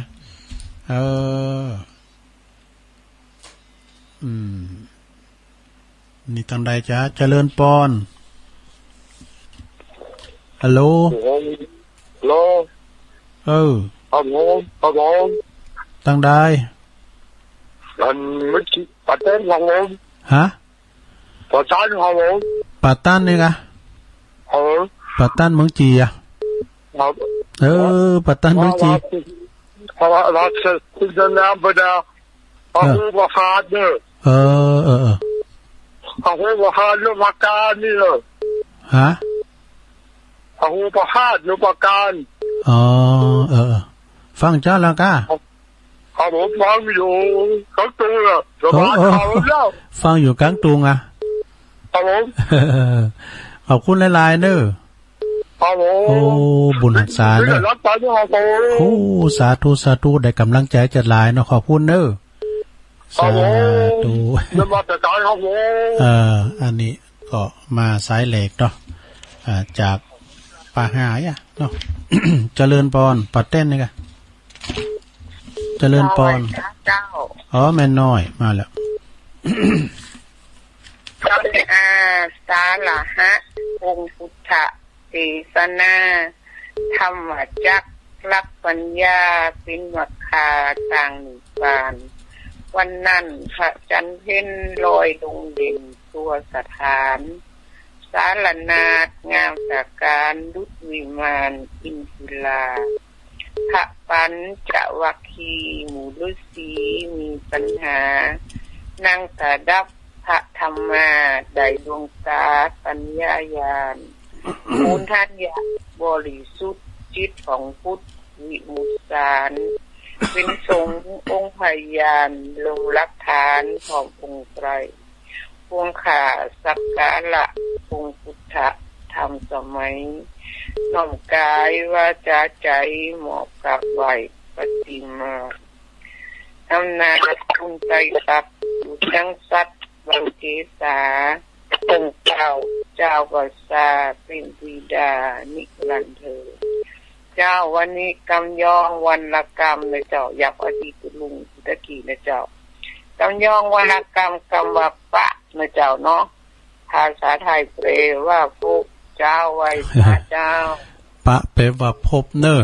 ปะกันนี่นะแปลว่าพบเป็นภาษาไทยขอบคุณแม่น้อยเนอะเจริญปอนไว้สาครับตั้งใดจ้าน้องเบี้ยวครับนักร้องน้องเบี้ยวกำลังมาครับพอดีจะไปตลาดนะครับผมนักร้องน้องเบี้ยววันนี้เป็นกำลังใจให้ตุลุงขอบคุณน้องเบี้ยวหลายๆเด้อตุลุงมีสุขภาพแข็งแรงเหมือนกันน้องเบี้ยวก็เขามีสุขภาพแข็งแรงเหมือนกันเด้อน่ะแดงแสงเฮอขอบคุณนะน้องเบี้ยวมาโวยไปโวยนะนักร้องนี่เจริญปอนไอ้ชาเจ้าตุลุงตั้งได้แม่สีนะคะเจ้ามาแล้วแม่สีตุ่นพึ่งเนาะเจ้าดีกูยังนะเจ้าเนาะธรรมะวันนี้เจ้ากระตุกกระกักไปหน่อยบึ้จะเลบดีๆครับ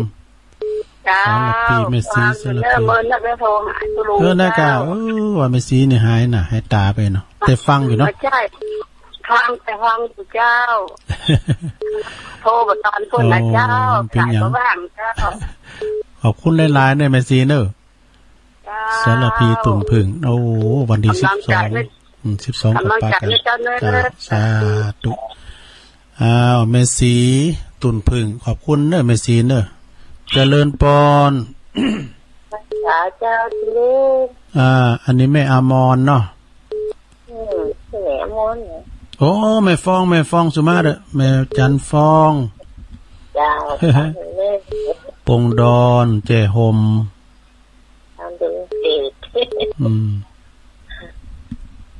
อันเจ้าเริ่มสิตัวก็ลูกมันมีฝุ่นเหรอแม่นี่เก่งเรื่องมันนั้นถึงย่ามมาเด้ก็หาเนาะ 40% ก็ได้นี่140เนี่ยมันจะไปตกทางภาคเหนือตอนล่างบ่ยังไว้ตัวเราละนะกะไปก็ผู้กวันหอแล้วเด้อแม่ฟองหอ1เอ้ออกขนมเอ้เนาะจะได้วันที่12ได้ป้ากันได้สงใจมากกว่าแล้วกันฟังบนถ่ายทอดท่านเด้อโง่ก็อ่อนมากขอบคุณมีถึงได้ป้ากันเนาะขอบคุณแม่จันฟองหลายๆเนาะสาธุแม่จันฟองปงดอนแก่โฮมเจริญปอนค่ะแม่เจ้าตุลุงแม่ปราณีบ่เจ้าวันนี้ตันอยู่เนาะแม่มาวเจ้าคุณโตกับตุลุงพุ่นมีโต๊ะเหรอแม่มีฝุ่นเหมือนกันเนาะฮ้อนแต่ฮ้อนว่าเนาะมันมีฝุ่นน่ะอันถ้ามันจะได้เงินมันก็ได้เงินถูกวันนึงแน่เนาะน่ะมันเดี๋ยวมันเปิงนี่มันเข้าภาษาตอนฝนตกเข้าภาษานี่ปึงกันได้กะแต่ก็หอมขอบคุณแม่ปราณีหนักๆเด้อโอ้เมืองฝางมาแล้วแม่ปราณีมณีจรพอเล่งนั้นลงปนฟังกันหลายนะตุลุงดอกบ้านป่าแดดบ้านป่าแดงบ้านโลบ้านไส้แดงดอกพอเล่งนั้นลงกิติวงศ์เจริญปอนเจ้าอันนี้ก็แม่ย่อยสันทรายแม่สมพัฒน์เนาะฟังเจ้าแล้วกะเจ้าฟังตีจ๋าแม่เจ้าฟังคำของผู้ก่อนเนี่ยก็มีสติสอนใจโอ้มีแต่กะคุณอ่านมั้ยอะไรเอ้ยเมื่อจะเล็บดีๆก่อนคนนี้ก็เล็บจะดีแล้วนะ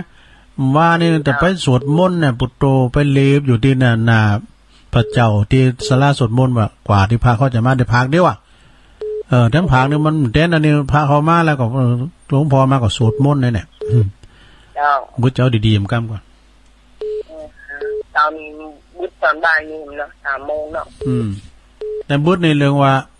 แสวงหาความสุขดอกแสวงหาความสุขเป็นของงานเจ้าคุณศรีธรรมนิเทศมหากมลโชติมันโตปท7จะเล็บดีๆมันตัวน้อยต้องขอบคุณหลวงปู่ตุอุ้ยแต่เปิ้นส่งวัตถุดิบมาดีๆยังวานเก่าเสียงตัวนะยังมีอยู่เนาะขอบคุณแม่สมภัทรเนอขอบคุณหลายๆแม่ย่อยสันทรายเนี่ยอันนี้ก็ฟังประจำแฟนพันธุ์แท้เนาะสายต่อโอ้อันเดี๋ยวเนอเจริญปอนนมัสการโอ้แม่ครูลาวันจากเมืองจีโลงมาแล้วเจ้ากราบขอบพระคุณตุลุงนะเจ้าที่ประชาสัมพันธ์งานวัดเมืองจีใหม่อันแม่ครูแม่ครูเพิ่มเติมทั้งเอาเลยแม่ครูก็ว่าจะเพิ่มเติมในตอนเจ้าเป็นแห่ลูกวัดเมืองจีโลงมามีลานวัดเมืองจีใหม่เวลา9 โมงแม่ครูก็ได้ไปลงกับชมรมอนุรักษ์ฟ้อนแน่นอนกะฟ้อนฮาเละคุณชัยนะเจ้าใบฟ้อนวีครูบาเจ้าศรีวิชัยสดุดี ต้นบุญล้านนาไทยเจ้าแล้วก็ได้เป็นคนบรรยายในเรื่องของต้นบุญล้านนาไทยครูบาเจ้าศรีวิชัยนะเจ้าพร้อมกับเอาวีไปฟ้อนสดุดีวีเปิ้นเฮาว่าสดุดีพระคุณของครูบาเจ้าศรีวิชัยนะเจ้าโอ้ดีแล้วก็อันนักฟ้อนเป็นร้อยบ่กะถ้าสมมุติว่าเจ้าจากชมรมมันอนุรักษ์ฟ้อนนครหริปุญชัยนะเจ้าเป็นฟ้อนใหม่ที่ยังเคยไปฟ้อนที่ไหนเลยนะเจ้านับว่าเป็นสิริมงคลโอ้แต่กันเนาะไปกินไปตานด้วยกันเนาะมีพระแข่งกองบ่ย่าแข่งกองต้อยซอต้อยนะเจ้าซอต้อยดูโอ้มีโรงทานสำหรับนักกินนักงานบุญใหญ่แท้ลงทำบุญนะเจ้าโอ้ไปกินไปตานด้วยกันเนาะโทรวันกับแต่งก้อนชูเชิดขอบคุณของครูบาเจ้าศรีวิชัยเลยดีละโอ้ขอบคุณแม่ครูเนอะที่ให้ข้อมูลเพิ่มเติมเนาะสาธุสาธุเจ้าสาธุ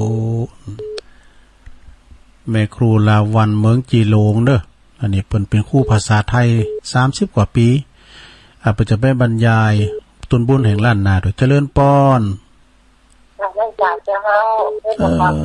อยู่ตั้งใดจ้ะแม่แม่อยู่ไหนอยู่ตั้งแต่แม่ของเราโอ้แม่โอ้แม่บัวคำเนาะจ้าแม่บัวคำที่นาเนาะแม่ของเรา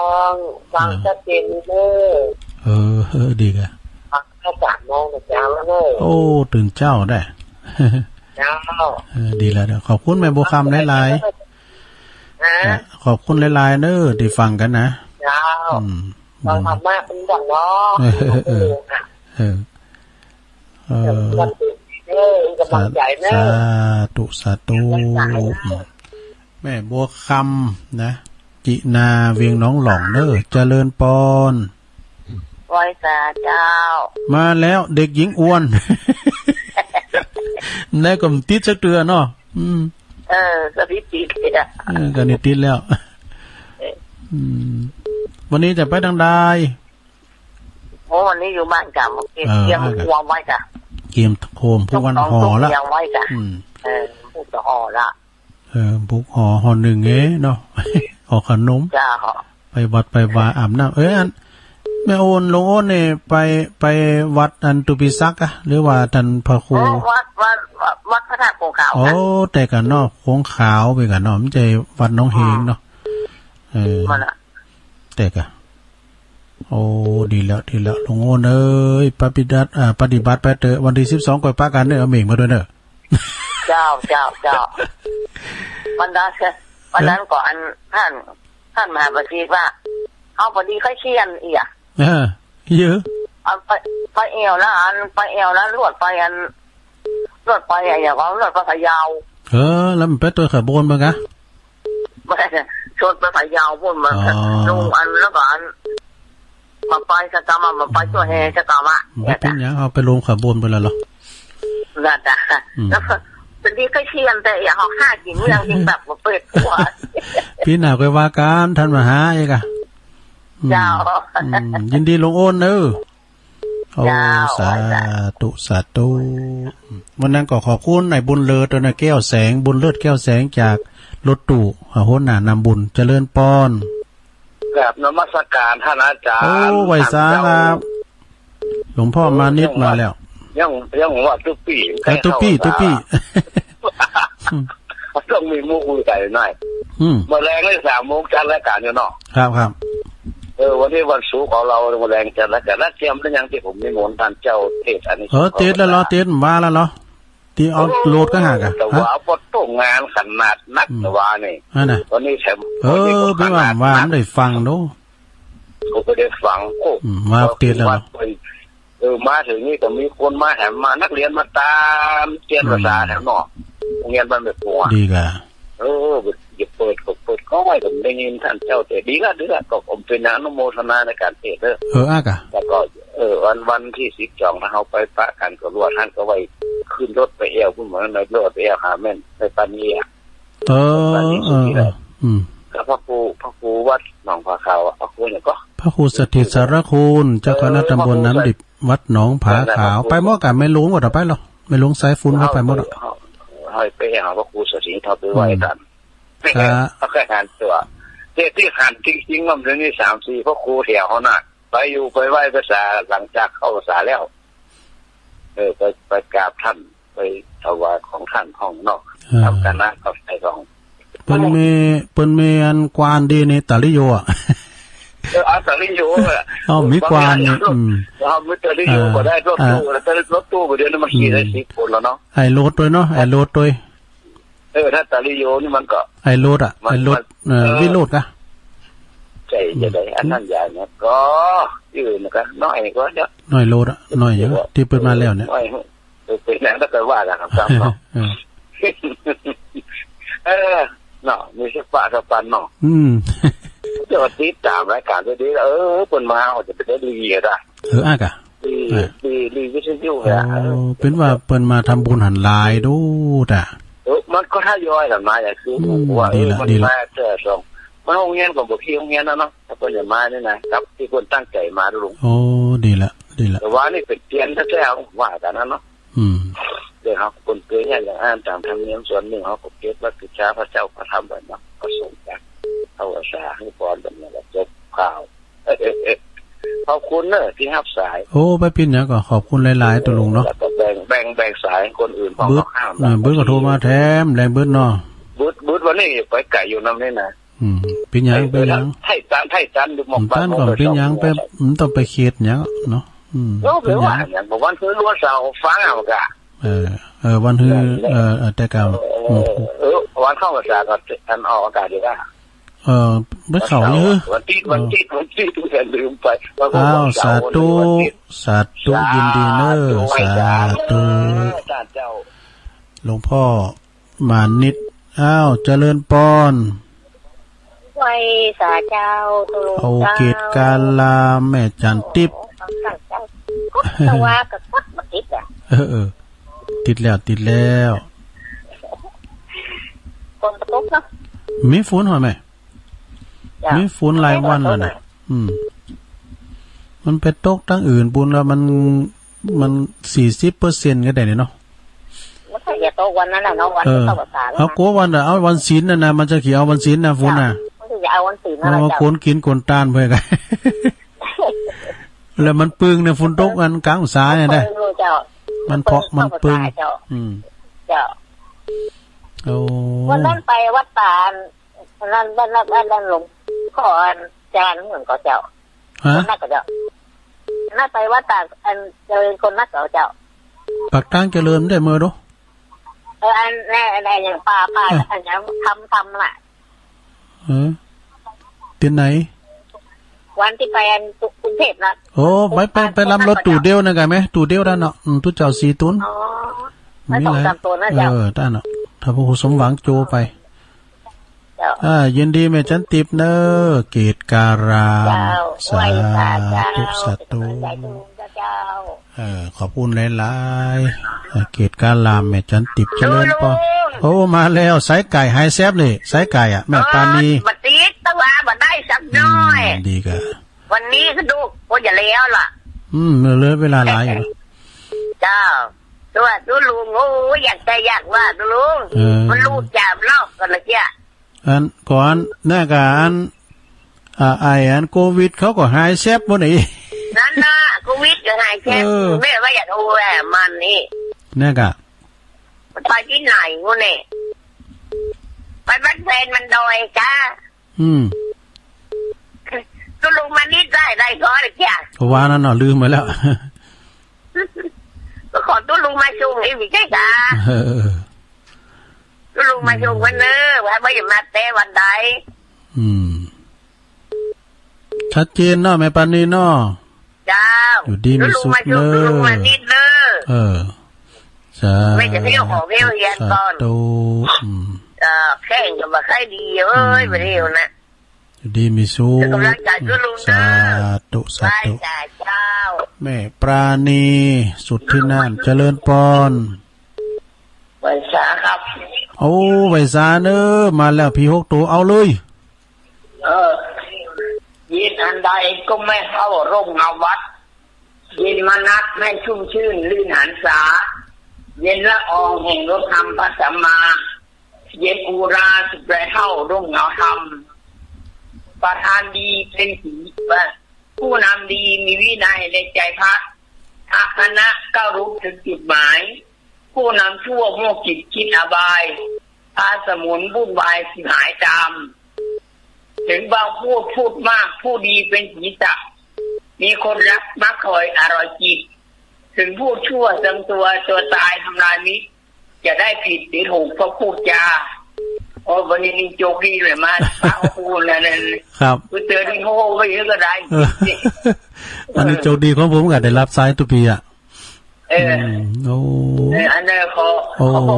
จุลอยู่ที่ยิ่งชุกนะขอบคุณตุปีเนอสาธุงานเนี่ยเล่นหัววันที่หนึ่งนี่นะโอ้ไหวซาสาธุอันนี้เป็นครูบาวัดดอยแดนเนอะพระวัดดอยแดนบ้านหุ่งบนนั้นตำบลเหล่ายาวเนาะตุลุงสุทัศน์เนาะเจริญปอนไหวสาครับตุลุงพุทโตนะบุญเราขวัญกันนะแล้วยินตุลุงเลยติดตามตลอดอยู่แล้วนะแต่ปล่อยให้คนใหม่เพิ่นโทรพ้องกับตุลุงเนาะถ้ามันโทรมาแย่บอกมารายงานตัวว่ายังติดตามอยู่ไว้กันน่ากะหายไปหลายตื่นเนี่ยคนอื่นก็โทรไปให้แล้วเนี่ยต้นอื่นช่วงนี้เสียงบ่ค่อยดีแต่ฟังเนาะฟังอยู่วันนี้ไม่จำได้ไงเสียงมันจะมีที่แหบหน่อยตรงมันแหบเสน่ห์ดูแหบเสน่ห์แหบสายันอ่ะพ่นสารลำลอยอย่างนี้แต่เป็นว่ามันพูดได้ยังตรงเมากับลูกสาวตัวโอ๊ตเอาคอยกระตั้มไปเราจะสู้ไปด้วยกันนะอย่าปนว่าแต่ละถ้าของโควิดไปโกสู้อยู่แล้วแม่เนาะโอ้ขอบคุณไอ้โควิดหลายๆเนอะโทษสาธุตรงไม่ใช่ว่ามันติดตามแต่บางเจ้ากระโดดเปิ้ลกับมันดีก็ไม่ได้โทรครับเจริญปอนโธ่วันนี้ดีใจไอ้โควิดเปิ้นโทรมาเดี๋ยวเจริญปอนตาไฟสาตุลุงโอ้ปอน้อยบุญปันมาแล้วพี่น้องฟังแต่ว่ารถตัวเล็กหมดเวลาบ่เข้าเลยวันนี้จะตั้งดาวละทีแล้วจะได้ติดแล้วติดตามตลอดเวลาเลยโอ้เสาหินเนาะเป็นกำลังใจตุลุงอยู่ทักหัวฟังกันนักฟังกันหลายเข้าก็บันได้เป็นครับนักขนาดฟังผู้ตรวจคู่องค์แต่เวลาโคตรเข้าไปมันบ่เข้าถึงเลยกาพุ่มแรงบึ้มแรงแล้วเนาะพวกเจ้าเจ้าขอบคุณปนหน่อยบุญปันสาธุโธการว่าปนหน่อยบุญปันโทรเข้ามาเนี่ยเหมือนกับพี่น้องเมืองฟังโทรเข้ามาหมดอ่ะการปนหน่อยบุญปันวันแล้วก็เป็นอันวันแล้วกันน่ะขอบคุณปนหน่อยเจริญปอนนมัสการจ้าอยากจากดอยน้อยพัฒนาอันดอยน้อยขอบคุณมากนะคะที่เอาทำดีทั้งนอกดีทั้งในมาให้ฟังก็ขอให้อันใครที่มีดีทั้งในและดีทั้งนอกก็ขอให้อยู่สุขสบายนะคะนะคะขอบคุณมากค่ะสาธุมันดี3อย่างกันนะดีตึงตังนอกดีตึงตังในแล้วก็ดีคุ้มด้วยเจริญปอนจะไม่จ่ายเจ้าทุลุงแม่บุญทวีกะเจ้าวันนี้หลานมาแล้วตาออดได้ให้หน่าให้ตาไปดูแม่บุญทวีเขาเนี่ยก็ฟังนั่นน่ะกุดประจานกิตว่ากุดหลอกได้ดีกว่ารูดติดแล้วหรอวันนี้หลานเลยฟังอยู่เนื้อนะคะขอบคุณหลายๆเน้อตั้งเงินสทอบตทองใบเขาด้วยเจ้าผู้ช่วยมงคลพลงแดงเขาเนาะส่งกระแสการเปลี่ยนตัวเจ้าที่ไหนน่ะก็โดยอันวันที่10ตุลุงได้ไปหรอเปิ้นก่อนนิมนต์ไปตัวนั่นน่ะตุลุงติดงานวันที่7นะเสียได้แต่กะ โอ้รถตู้ไป10กันปลายพุ่นล่ะเนี่ยนะคุณ100ปลายนั่นน่ะพระจะไปก็ไปแจ้งจือที่ตุปิศิลัดเด้อไอ้น่ะตุลุงก็ปิ้นก็บอกเสียงประกาศเพิ่นไปปุ่นน่ะดอยเต่าพดเมืองลี่พุ่นเนาะรถไปซื้อเฮ็ดหอพุ่นเนาะลี่พุ่นเนาะหน้าก็ออกมันนะจบอ่ะก็อันใดชั้นอยู่ดูตุลุงเอายัดไว้ในตู้เย็น2ฟิตเนี่ยจะหลายอ่ะเจ้าอันอ่อนมันนะมีก็ออกแม่กะมากินยำเลยเจ้าขอบคุณแม่บุญทวีละลายเด้อเจ้ากะไม่สาเจ้าสาธุสาธุแต่พองหลินพองบ่ดื้อสากันเด้อสดาเจริญพรแม่บัวคำมาแม่คำปันกะแม่คำปันเหล่าสันปิ้งมาแล้ววันนั้นได้อู่กันดีได้ที่วัดบันเลินนั่นน่ะวันนั้นปวดที่แม่จะได้ไปเลยครับแม่ไม่ดีไปนะวันนั้นแม่ไม่ได้มาเนาะก็ไม่ไปวันพุธดาน่ะไม่ดีไปนะดีแล้วกันโอ้ยินขอบคุณแม่คำปันได้ลายเนอะโอ้สาธุสาธุเราสันปิงเป็นยังขอบคุณหลายๆเนาะเปิดตั้งแม่แก้วเนอะแม่แก้วยะวานะวันนั้นไปก็โทรมาแม่แก้วติดแล้วแม่จะรู้นะเบอร์ซาวพอดีแม่จะรู้โคตรแล้วโคตรแถมมาตานต้นเช้าดีแล้วก็แม่จะรู้ปกปิงเมืองปกปิงเมืองฟังเจ้าแล้วกะพอไปบูนรับอยู่ว่าพอไปบูนอ่ะถ้ารับไปหน่อยไปปิ่นยังก่อนเป็นยังหรอมาเตอเจ้า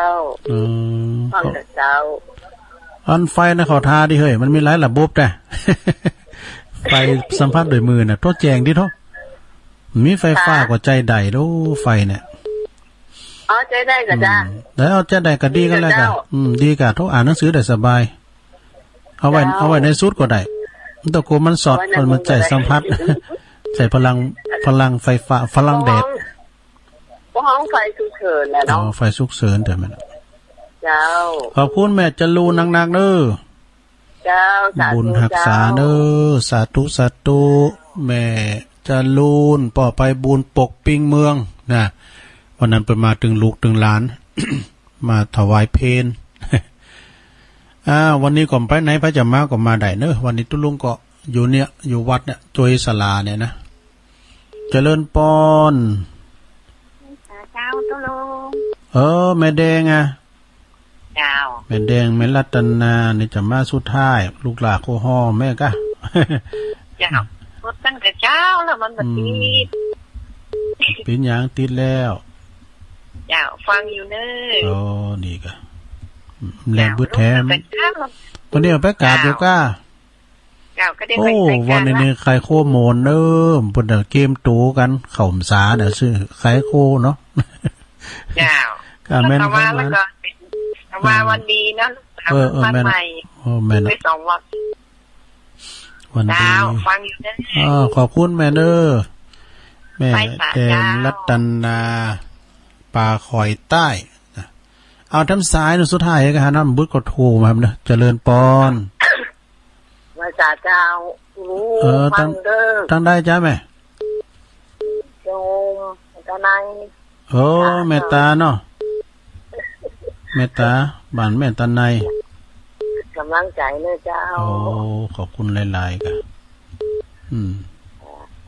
มาจากเจ้าเจริญปอนทำสายนะสุดท้ายแต่เห็นดูป่ะเนาะเจริญปอน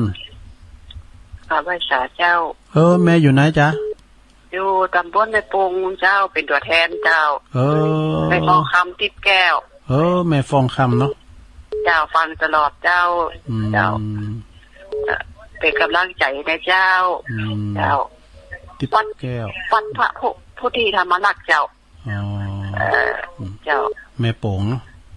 เจ้าตำบลในปงบ้านห้วยบ่อตองเจ้าตำบลในปงเจ้า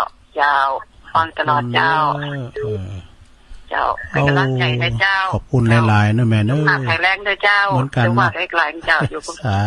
พุทธศาสนาต่อไปนะเจ้าขอบคุณเนอะแม่ฟองคำติ๊บแก้วปูนเปิ้นจากบ้านห้วยปาดตอง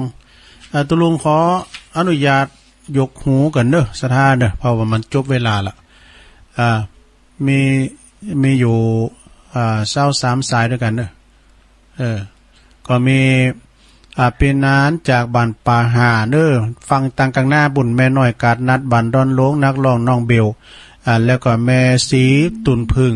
สระปีแม่จันฟ้องบ้านปงตันปงดอนแจห่มแม่ปราณีแม่เมาขี่เล็กแม่สมพัฒน์แม่ย่อยสันทรายแม่ครูลาวันเมืองจีหลงเปิ้นจะไปบรรยายเรื่องบุญตนบุญแห่งล้านนาโดยนักฟ้อนจังฟ้อนมีเป็น100ปลายพุ่นนะตีอันวันผูกเนี่ยตีวัดเมืองจีใหม่เมืองจีหลงแม่บัวคำจีนาเวงน้องหล่องเนอแม่อ้วนกิติลังกาหลวงพ่อมานิษฐาวโรเนอสำนักสงฆ์หอมบุญแม่จันติบเกียรติการลาแม่ปราณีสุทธิน่านตุนพึ่งเวียงน้องหล่องหลวงอาจารย์พระครูสุทัศน์ท่านนันชโยบวัดดอยแดนเนาะไอโควิดดอยหลังต่ำปอหน่อยบุญปันเสาหินฟางแล้วก็ดอยน้อยพัฒนาน้องหานแม่บุญทวีตาออดนำเพื่อพระเนอแม่คำปันเหล่าสันปิ้งแม่จรูนปกปิงเมืองแม่รัตนาแม่แดงปลาควายไต่แม่ตาแม่ตันในแจห่มแล้วก็แม่ฟองคำติ๊บแก้วจากแม่โป่งห้วยป่าตองเนอะขอบคุณกูเสงกูทรายเนอสถาเนอตุลุงนำรายการจากราชสถาไปก่อนเนอพุทธแรงก็คอยฟังแถมปุกเจ้าแถมเจ้าหนึ่งเนาะขอความสุขความเจริญจงบังเกิดแด่ศรัทธาญาโยมทั้งหลายทุกท่านเนอจัตตารโอธรรมาวัฏฏันติอายุวันโนสุขังปะลัง